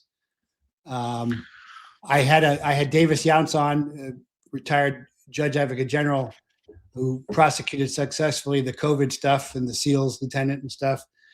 And I said, maybe I want to make sure I got this right. I would be, whether I was a 2nd Battalion 7th Special Group S2, sending intelligence to my guys on the ground or to my commander, or if I was a Defense Intelligence Agency global head chief like I was, I would have to send all this stuff to them. And the same thing happens with the IAA, the Intelligence Authorization Act 622. He goes, yeah, you're right. I'm like, well, I never took an oath to Israel. I don't want to take an oath to Israel. I took my oath to the Constitution of the United States. This is unconstitutional. And that's a showstopper. It's not like a normal policy dispute. We as soldiers, we do not make policy, we execute policy. And we often personally disagree with policy, and that's okay. And that's always going to be true. But we've never had to essentially swear allegiance to a foreign nation, because that's treason. Right. And that's what this looks like it is. And I wanted to make sure I had that right. So I had Davis on. He goes, nope, you got it right. But it looks like it's going to happen. But the good news is there'll be he predicts that there'll be a class civil action against that by the same folks that were persecuted under the COVID jab bioweapon in the military, and they are now organized and they're prepared.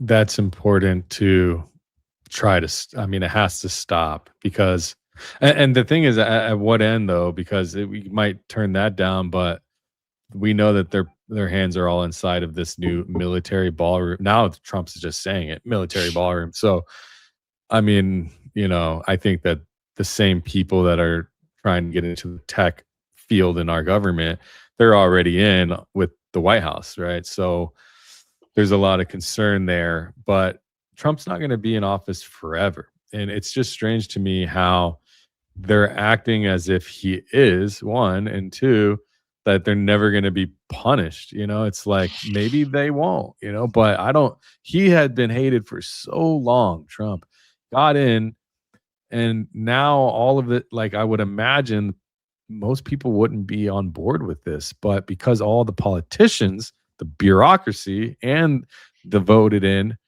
they're all bought out. And so it's like, it feels like we're at a loss, and sometimes I struggle with this. It's like, how do we overcome this?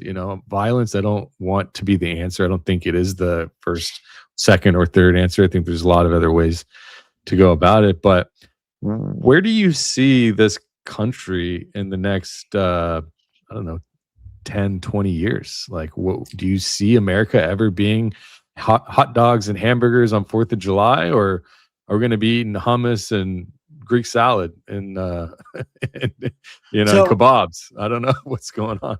So, I talk about this stuff all the time, and that's why I have Team America, which is just Americans relying on each other and God, not corrupt government in DC. Like we stopped relying on corrupt government in Britain. You can go to jeffreyprather.com, join Team America for where we have teams.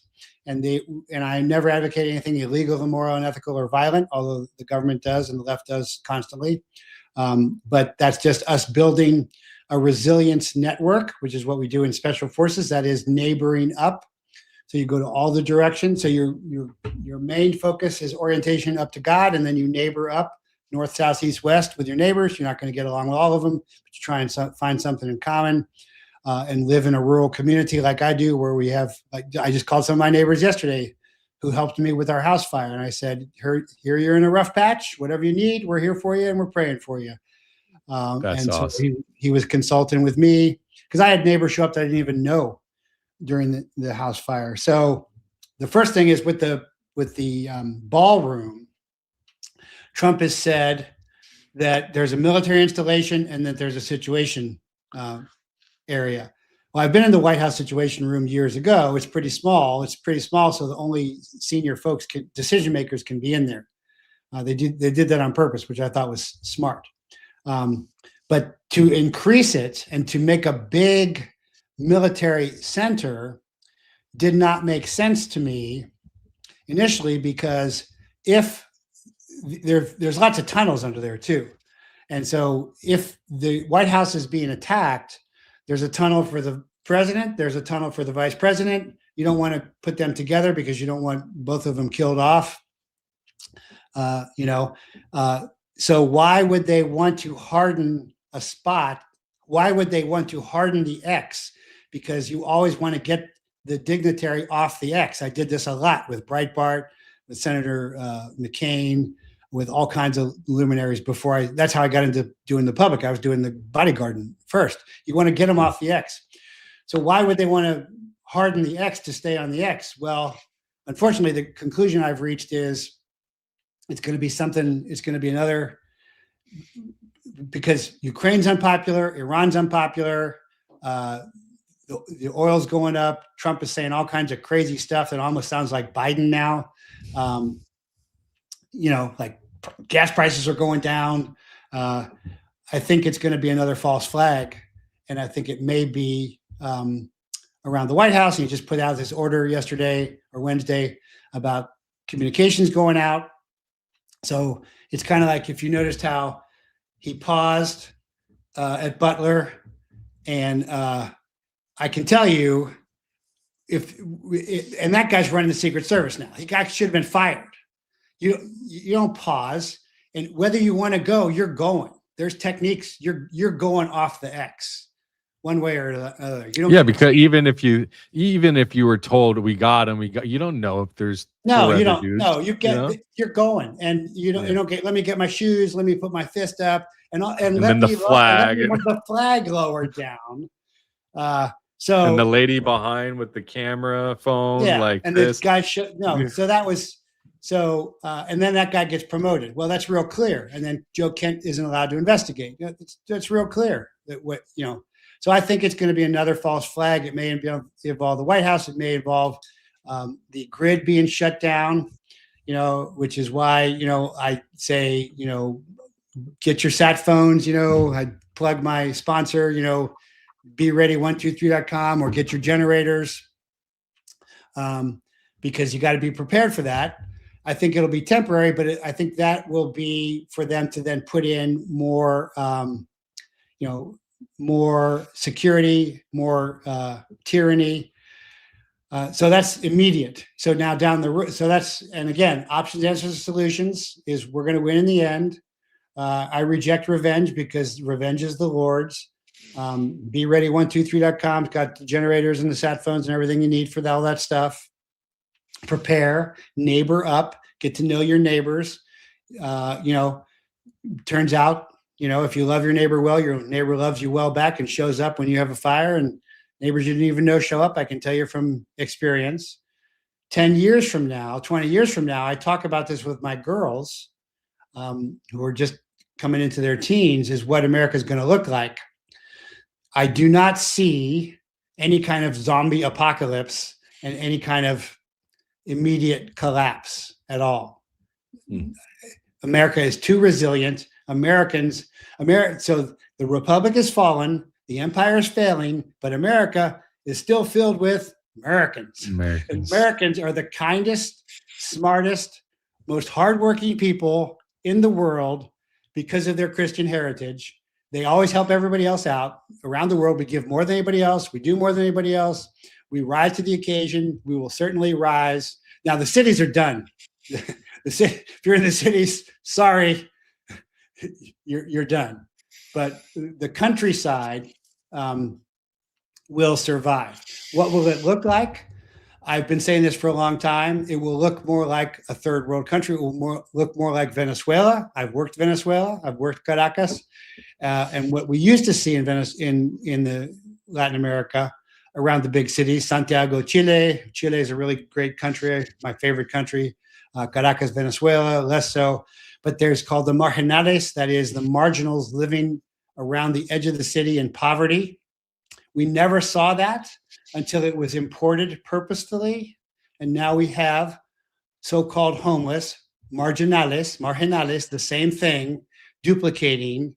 And what's happening is the police ride around like Caracas 2 decades ago, 4 to 6 cops together to defend themselves, shooting orphan crowds, working for the rich, glass on all the top. Everybody's got a walled off compound. And so the elimination of the middle class in America is the goal here, just like Xi's trying to eliminate the burgeoning middle class in China, because the middle class is the engine, the entrepreneurial engine. You and I are both entrepreneurs here that build the engine of the economy. It's not big anything that does that. Big anything suffocates that. Big business, big pharma, big tech, but the middle class. And so destroy that, and then you've just got the poverty and the oligarchs, which Trump is all in for. So it's a slow decline where the British Empire is now England, and mighty Rome is now Italy, and the American Empire will look similarly to the United States. Not going to go away.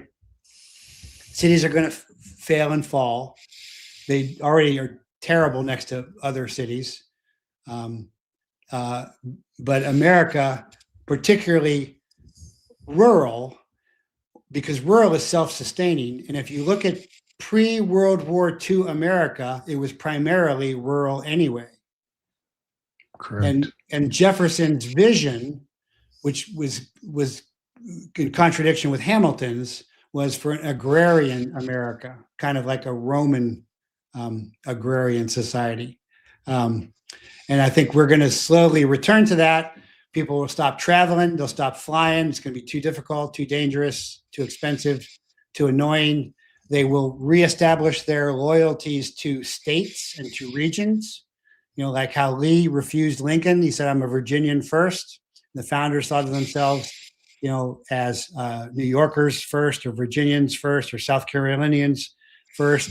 That we've lost that ethic. The founders did not plan on that. They did not foresee, in my mind, the mobility where there is no loyalty first to state.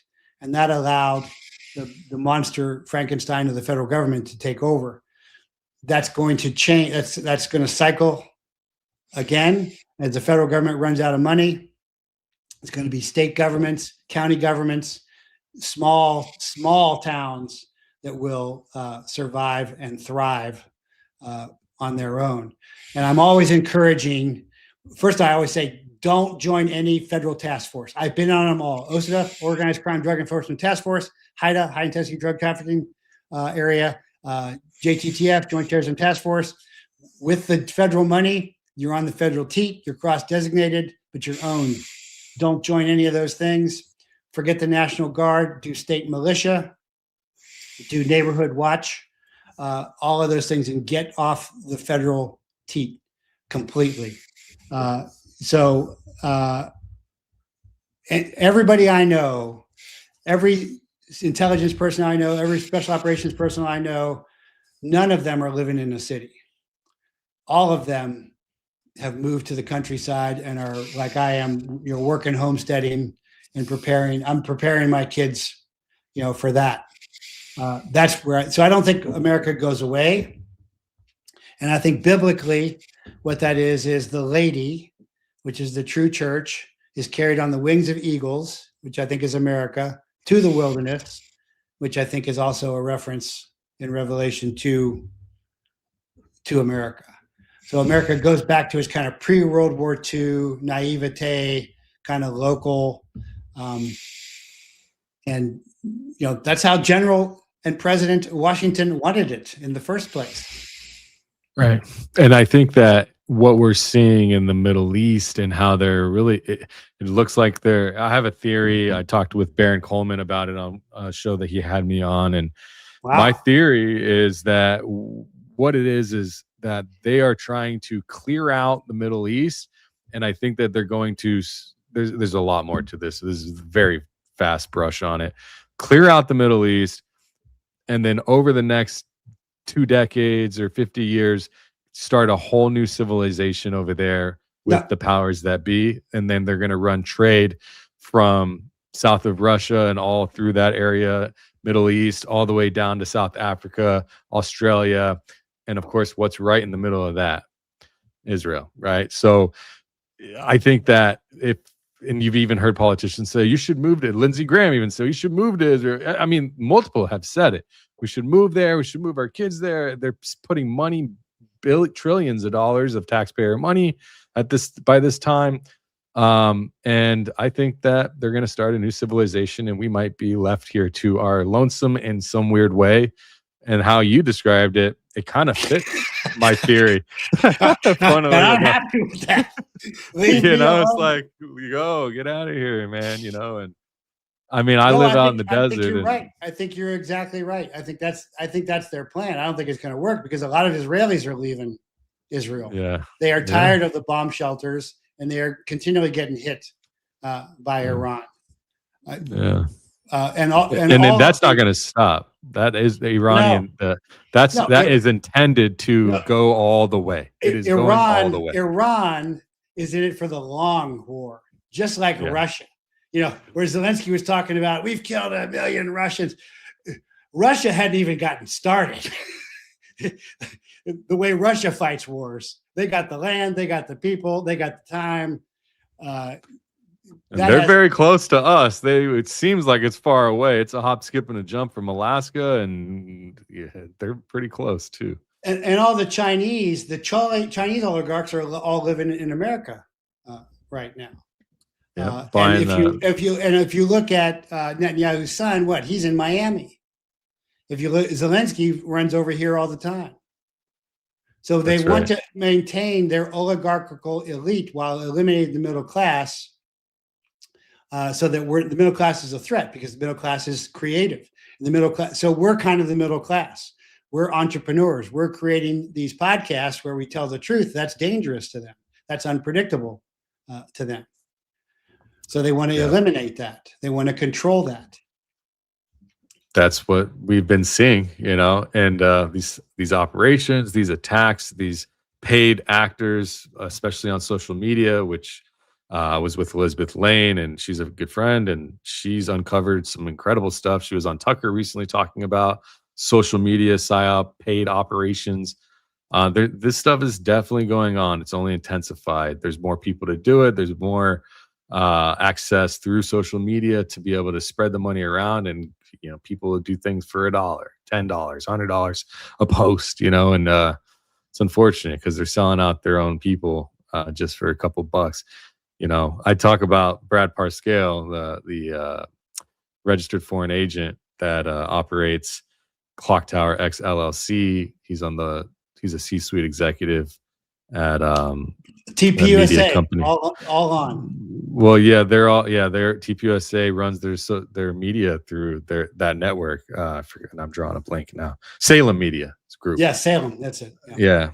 And I was very fortunate to come across the information, Of course, other people have done research as well, but I had the privilege twice to go on the Alex Jones show and with Harrison Smith, JP Sears, and talk about it. But what I say is, it's like, the Brad Parscale is like a 6'10" corn-fed dude. It's like, what? And he's from Kansas City. It's like, what are you doing, man? Taking money from a foreign company? Like, how does that happen?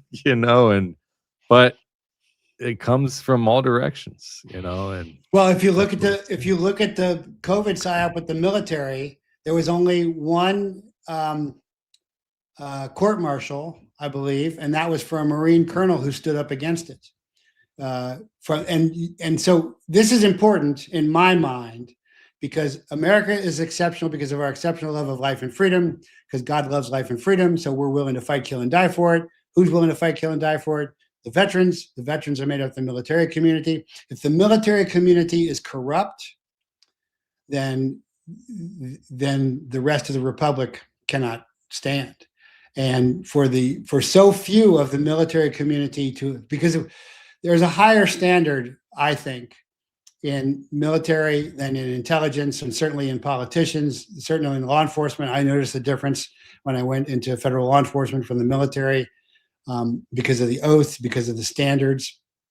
And when you see that corruption of leadership, that they just will go along with that, that's very concerning. And the corollary to that, I think, is the weakening of the military today. And a lot of pipe hitters I know, like Clayton Martin, point that out as well, which is really concerning. Yeah, I mean, I don't know. Hopefully it gets better from here, but I do want, we have actually a few questions for you from the audience, if you don't mind. Just a couple minutes here. And maybe if you have anything that you want to say after that to the audience, or to, where we are, but everyone, they usually, they like to engage, and they have some questions. Sure. You mind answering some? All right. Sure. I'm just going to go through the ones that are questions for you. So, and then I'll do the rest that are just for me there afterwards. So this one is from A. Barnes, says, what corporations are mostly involved with PSYOPs? That's a good question. So the media corporations are mainly involved. That's really obvious. All you got to do is look at the Odyssey. All you got to do is look at the Star Trek. What's going on with that? Look at Supergirl. And you clearly see they are no longer trying to tell real stories. They're telling their agenda. It's real clear. Because who's watching these movies? Nobody. It's flop after flop after flop, and yet they keep getting funded. How do you think they keep getting funded? The intelligence communities, people miss this all the time. Many, from Mata Hari to on up, many media celebrities and C-suite executives are in thrall and in the pay of the intelligence communities for psychological operations purposes, including Fox. Yeah, Fox is really the most obvious one. Somebody's on there the other day, like, yeah, we could with Kash Patel, we got to support Israel. What's that got to do with anything? That's probably, they're in everywhere. They're in biotech, but probably the most insidious place. And that's where you see the lioness stuff come out, the Bourne stuff continued to come out, continuing to build the myth of the invincible and excellent special operator, CIA guy, whatever. Not that there aren't some fabulous ones. There are. I'm a big supporter of John Chapman, the first Medal of Honor recipient ever recorded live on FLIR, forward-looking infrared radio. Of course, the SEALs tried to destroy him, and I've had Lori Chapman on many times. Ron Howard's making that movie. That could be a disruptive influence in the media. But where it is most dangerous, but the intelligence community is everywhere, but where it is most dangerous is in media, because media today, motion pictures and TV, are the most effective PSYOP. And I guess you would have to say gaming and online stuff too, but I'm an old guy. I'm less familiar with that. But wherever you look, you see this image portraying of this, CIA ground branch operator or whatever as the good guy, like the Lioness show. They go kidnap somebody, and then the Russians kidnap somebody back, and like, you kidnapped somebody. Well, yeah, you just So did you. It's like with Iran and Iraq. You attacked us. Well, yeah. Yeah. So that's my answer. That goes back to what you're saying about X as well, and all the social media, and it's just one big pile of the same tree, I think, right? But you can turn, but on X, you can turn the Claymore more than anywhere else. You can turn the Claymore everywhere, but which is why, and I have a problem with my own Team America guys. There's lots of older guys like, I'm not going to do anything on X. You're not in the fight then, really. You got to get in the fight. You can't be afraid to get in the fight. And again, they're afraid of us. There's more of us than them. And people say this all the time. Aren't you afraid of them? I'm like, I lectured at the farm. I taught at Quantico. I taught at Fort Huachuca. I'm a firearms instructor. I'm a world-class firearms instructor, martial arts teacher. I'm like, they're more afraid of me. That's why they failed. And the lesson with me is they threw everything they could at me. And now I'm more popular than ever. I'd be remiss if I don't go further into Fort Huachuca for a moment. Can you tell me if you believe? Have you talked to Mitch Snow? Do you believe in this story? Is this like just very easily believable or not? Like, where do you stand with Fort Huachuca, Charlie Kirk, and that whole story? So that story. So I don't know Mitch Snow, but the whole story makes total sense to me. And I think a lot of people blow it out of proportion, but I think he saw Harpole, who I can tell you, I watched the Sean Ryan thing. He's an obvious liar about drones. And I watched the security detail. They're terrible. They didn't do anything right. And it looks very purposeful. Looks like they're doing a lot of other stuff rather than taking care of him.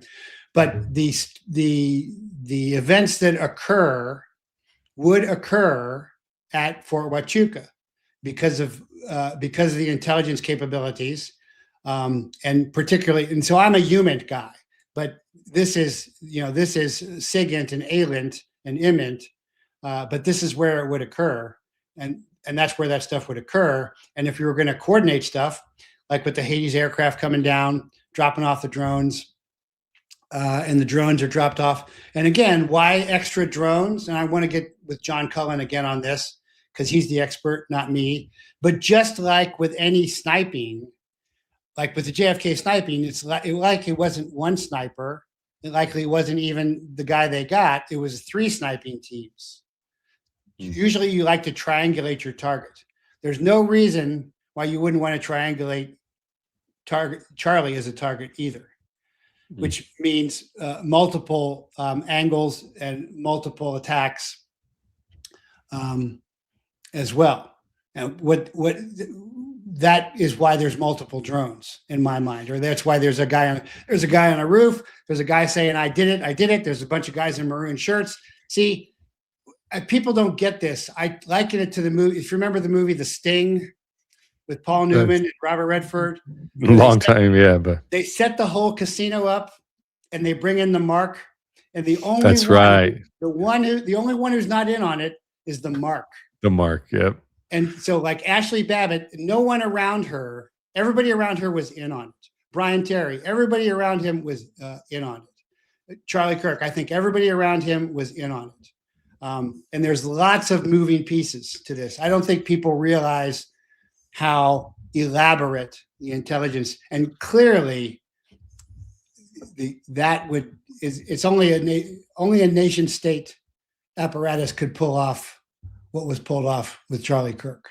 What would you say to somebody that would say, but how is it possible that there must be at least 1,000 people involved? I mean, is that even possible? Well, there's compartmentalization on any operation. So of course, but you would have to make sure that every single person, I'm assuming that there's civilians around him, keep their mouths shut. Like, how do you guarantee so you that? send they flash the credentials, which may be real credentials, but may not be them. CIA liked to use DEA credentials because we carried guns overseas. So they got DEA credentials. Were they real? Yes. Were they really DEA? No.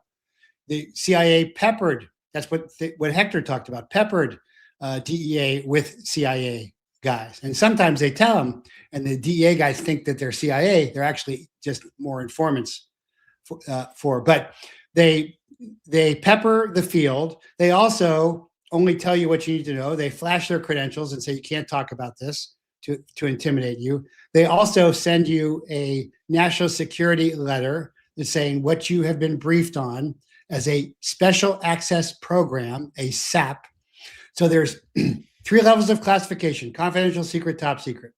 Then there are, at every level, there are caveats like no foreign intelligence, ORCON, CIA loves ORCON, originator controlled. Then there's also special access programs, SAPs. Then there's USAPs, which are very rare. USAPs are unacknowledged special access programs, which is off the books. And they hand you a letter saying you cannot talk about this. And if you do, you're in violation of federal law 18 something. And then if that doesn't work, they'll show you pictures of your family. And then if that doesn't work, you end up suicided. I see. Yeah. Yeah, I guess so. If you put everything on the line for them, then what are they going to do? They have to, I mean, and that, yeah, I don't know. That's so scary to think. And remember, they're always recruiting people with sociopathic tendencies, just like John Kirkow says, which is why they like all the trannies and all that, because they're easily manipulated. Back in my day, you couldn't have tattoos because that would mark you. And you also couldn't be a homosexual because they could extort you. Both of those went out the window someplace along the line. Interesting. Thank you for that. All right. This is from Run Our Doc MD, says, thank you for your service, Jeff. Do you know Mitch Snow and his story? I think you just answered that, though. But any recommendations on how to handle the current situation known as our government and military crisis king? You're welcome. I enjoyed doing it. I wish I could still recommend young folks to join, but I probably can't if this NDA passes. But I would divorce myself from the federal government as much as possible. State government, not so much worried about, but get away from the federal government in every way possible. What does that look like? Well, for what the National Firearms Act is going away, you're about ready to get rid of Form 4s for silencers, for suppressors, and just have a 4473. So that's a step in the right direction. At an extreme level, you can become an American state national, and you can go through the process where you say, and you got to do it right, and you got to do it carefully, and you got to do it in stages, and say, I was enrolled without my knowledge at birth into the corporation of the United States, and I am now resigning from that corporation. And if you don't answer this in 60 days or something, I will take your failure to answer as acceptance that I have resigned. And so that's leaving the slavery of federal income tax behind carefully. And then if they ever come after you, you say, and you got to get with an expert on this. I'm not an expert. Okay. But if you want to take this to the extreme, this is where you take it to the extreme. And I'm not talking about sovereign citizens. That's bullshit.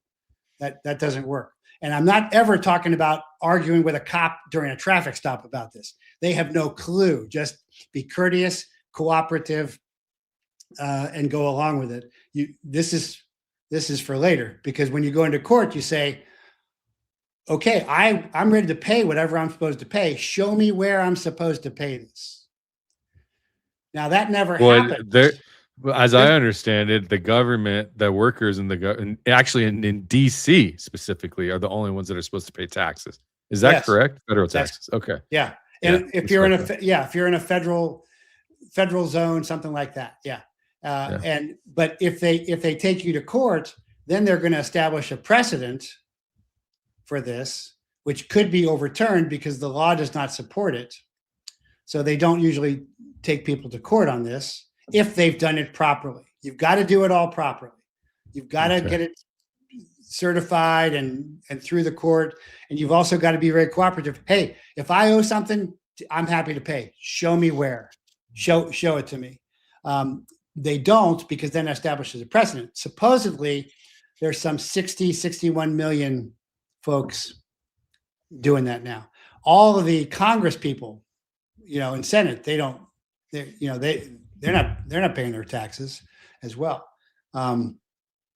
But then on the other side, work at the county level to reform the government, not at the federal level. Tucker and Kent talking about a federal party, that is not going to work. The top level is corrupted. The lower level, from the ground up, is just too vast for them to control all of it. And so you start reforming at the ground up, at the city level, at the county level, at the state level, which is still pretty corrupted. But that's where Team America does their work, and where other organizations. That's how I recommend. And with the military, if NDA 219 passes, then I would not advise you to join the military, because you're not taking an oath to the United States. You're taking an oath to a foreign nation as well, and that's treason. I can't support that. And I hate to say that, but it's the truth. I mean, what are you gonna? Yeah, I think everybody here in this chat would understand that. And yeah, I mean, there's nothing else to say as far as any other government getting involved in our operations at any level is treason, especially when you're signing on the dotted line. That is the definition. I'm willing to fight, kill, and die for the United States Constitution in America. I am not willing to fight, kill, and die for Israel or any other foreign nation. Yeah, and it's not. A lot of people say, "Well, what's Israel? What if it was any country? It just happens to be that right now it is most popular with Israel because they are seemingly in control financially with our political atmosphere, right?" But it's funny, because my wife's family is all Jewish, and they tell me, they knew I was military, and they tell me, "Hey, Jeff, so-and-so is going to go join the IDF." I'm like, "Don't join the IDF, join the American military. What are you doing? You're an American." Yeah, see, that's great. We have Americans joining over there, born citizens. But they would never join.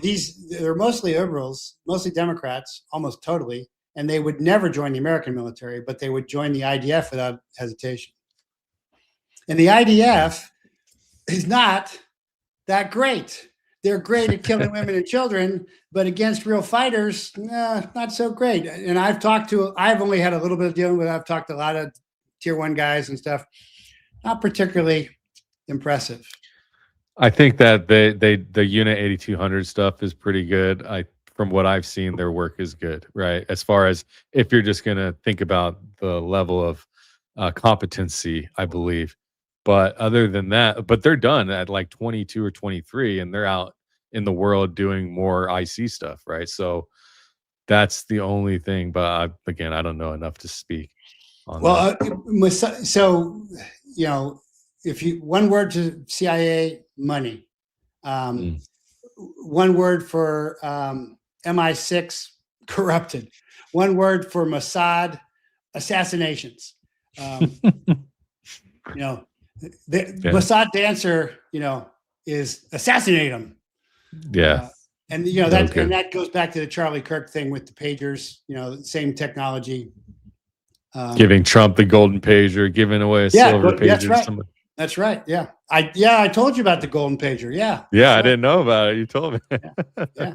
Yeah. All right. This one right now, I think this might be one. I got one or two more for you. Jeffrey from Zilwaukee. Do you know what was going on when the Marines hit the Great Wall with the tank in the 40s? Always wondered. No, I've never heard of that. I have no clue. Never heard of that. Sorry.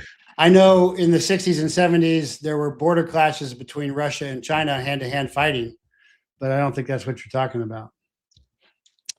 I got two more from A Barnes. He said, since he was betrayed, does he plan to sue the government? No, I gave that up a long time ago.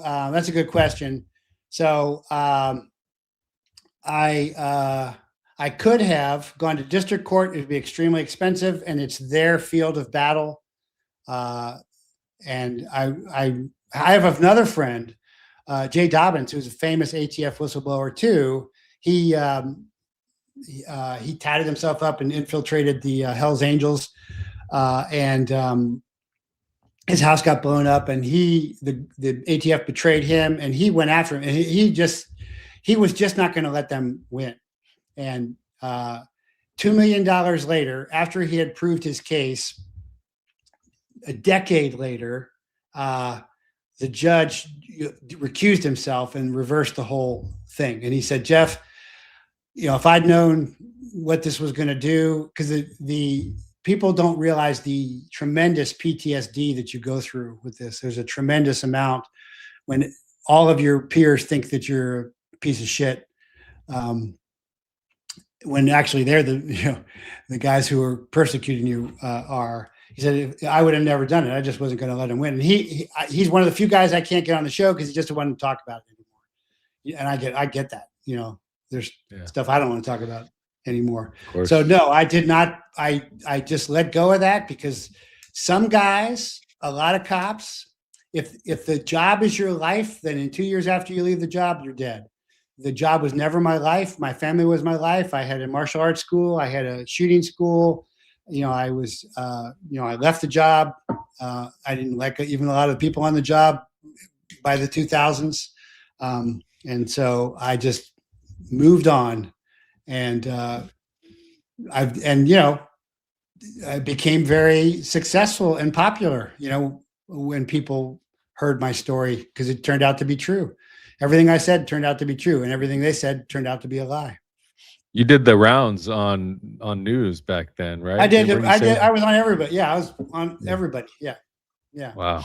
What was that experience like? I mean, what was because we were just talking about media being the PSYOP operation, and you're walking into the gauntlet to discuss this. I'm sure they're probably contacting you. I don't know, but what was that like, and what was the turnout of that? Well, I learned very quickly. I told too much truth on Fox, on Laura Ingraham, and they cut me off. When I started talking about the Fast and Furious emails going to the White House and how Eric, the Attorney General, was corrupt, that was the end of that. They didn't want to hear that anymore. When and right after that, USA Today contacted me and said, hey, we want to do a story on DEA agents who haven't been fired for corruption. I'm like, well, I have been fired. Why do you want to talk to me? I'm like, well, I want to talk to you. Well, it was a hit piece.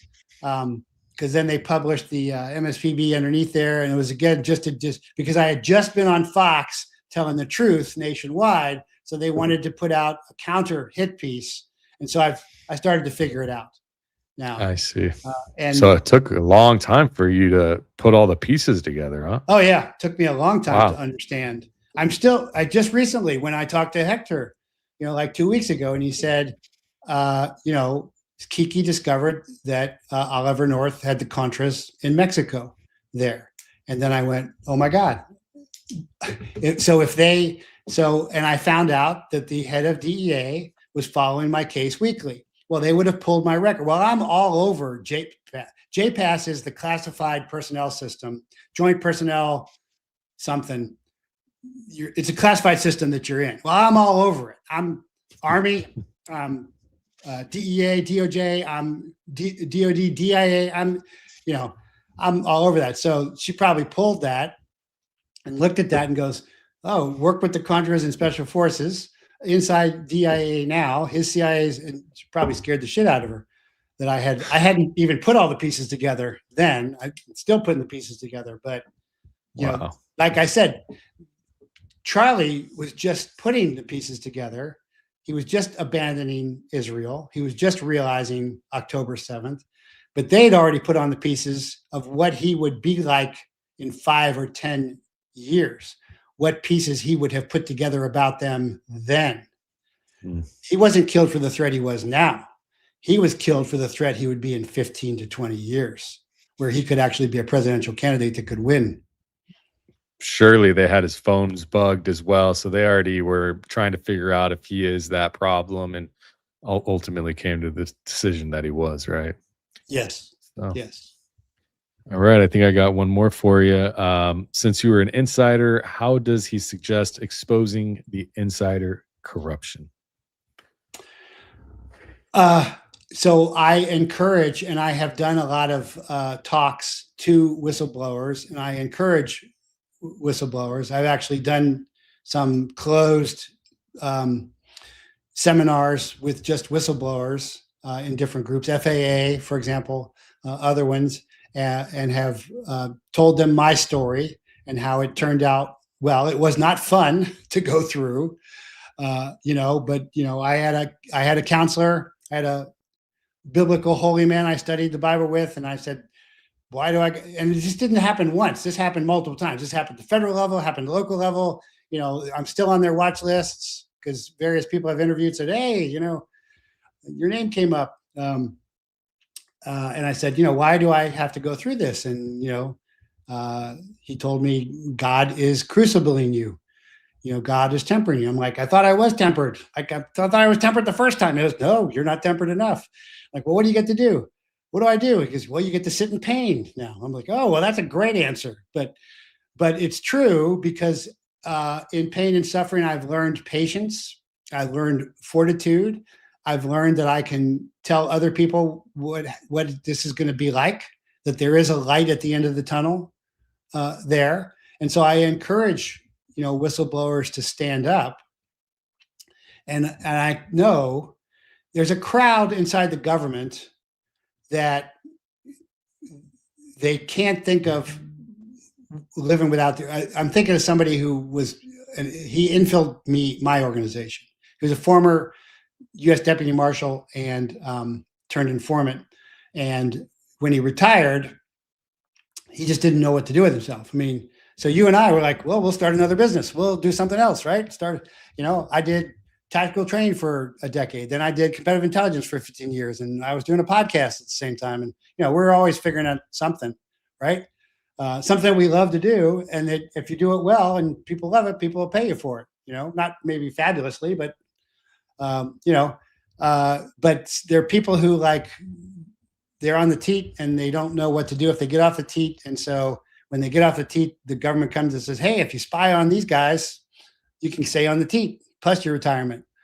That's just kind of an employee. There's entrepreneurs and there's employees, and they appeal to that quite a bit. So I always try and tell that to folks, that they can do something else, they can survive this, and to also have multiple interests which can turn into multiple streams of income. Like I used to write a lot for shooting magazines. I published in martial arts magazines. I used to do a lot of seminars, So do lots of things that you like to do, get good at them. People will follow you. People will pay you for that. And you don't, rely on that. But there's a class of people who are like, I got retirement and I got days off and I got Medicare paid for and everything. And I just can't, and then they own you. Yeah. I try to encourage everybody that I know in my life to try to do something that is self-sustaining, that you can build something, that you can do something that's for the greater good, but also helps benefit you financially and your family. I'm a big proponent of that because I was just a dumb waiter, manager. I was a sommelier and a butler and food and beverage hospitality. And then I gambled. I played poker part-time. And I really felt like, especially when I was playing full-time poker, once I transitioned, I stopped working, made some money in crypto, played poker, but I was trapped because I was stuck in the damn casino 12 hours a day. It was like, no matter what I did and how good I got, I felt trapped because I had to be somewhere all the time. Now I can be The, anywhere the I house want. always I can- wins. the house always wins. At the end of the day, it doesn't matter. I'm a big winner in poker. I can, whatever. But at the end of the day, my wife was here with their kid, and I'm at the casino. I felt dirty, and it didn't Yeah. matter if I came home with $2,000 profit that day. It did not matter, because at the end of the day, you don't need that much money. And I wasn't making like hundreds and hundreds, millions of dollars playing poker. It was like six figures a year for a couple of years. But at the end of the day, I was still I was surrendering my life to something else, that somewhere else. And it wasn't really, I thought it was a passion, but at the end of the day, when you're sitting there taking people's money and it's their last $500, how good does that really make me feel? It's like, Yes. so that, I know I don't talk much about my poker life, But but that I think that connects into your faith as a Christian is, hey, I can't be doing that kind of stuff. I love poker, I'll tell you, but whether it's the federal government or the casino, the house always wins. So get out of the house.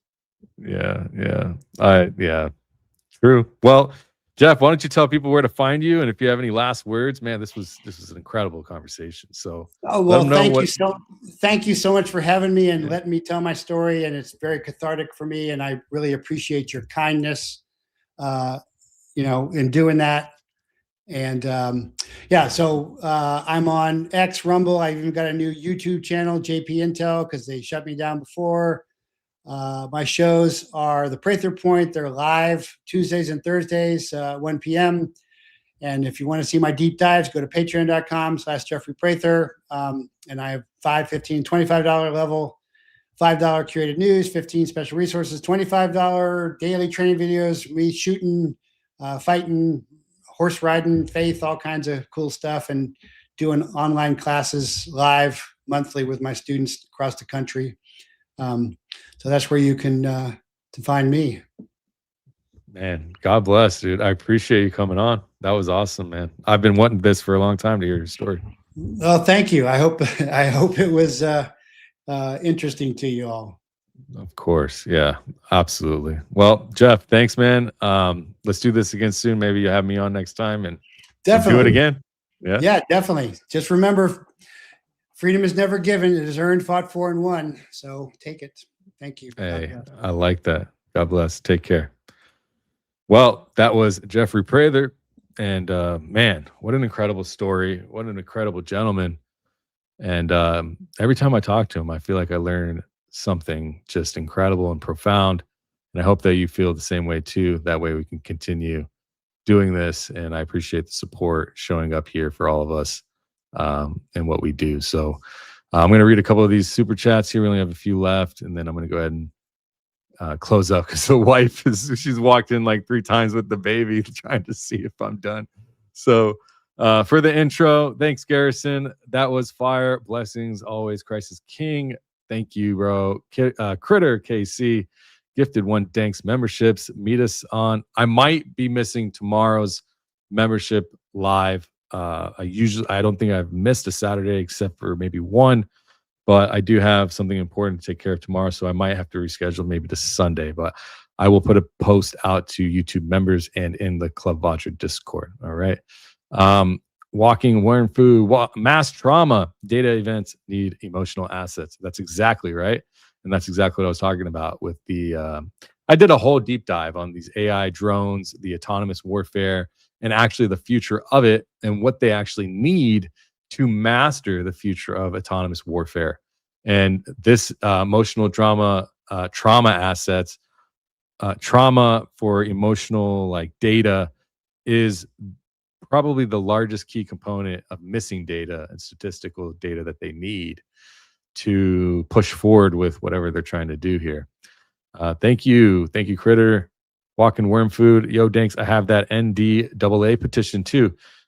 You want to go check out his website, and he's also on Club Vatra. Actually, if you go to clubvatra.com/walkin worm food, you can go and check out his private community, his websites, and all that. I think it's like $2 to join. Go give him a shout because he's the one that built the FOIA website, the petition website, the grandma website, all the requests. It shows all the detailed information of all of the requests that have been submitted So go to clubwatcher.com and find him there so you can check out the work that he's done. Ask Jeffrey why he, oh, I'm sorry, I missed this. Ask Jeffrey why he thinks CK is dead. I think he answered that. And I think it's along the same lines of what I believe as well, which he's going to be a problem for the future, right? If you think about data centers, Iran, I mean, all the stuff going around the world, the administration and the way they've turned, the way his stance on Israel has changed. I think that's a big reason why, if not the reason. But I appreciate everyone being here. I got a jet. God bless. Christ is King. Love you all. I'll see you in the next one. Peace.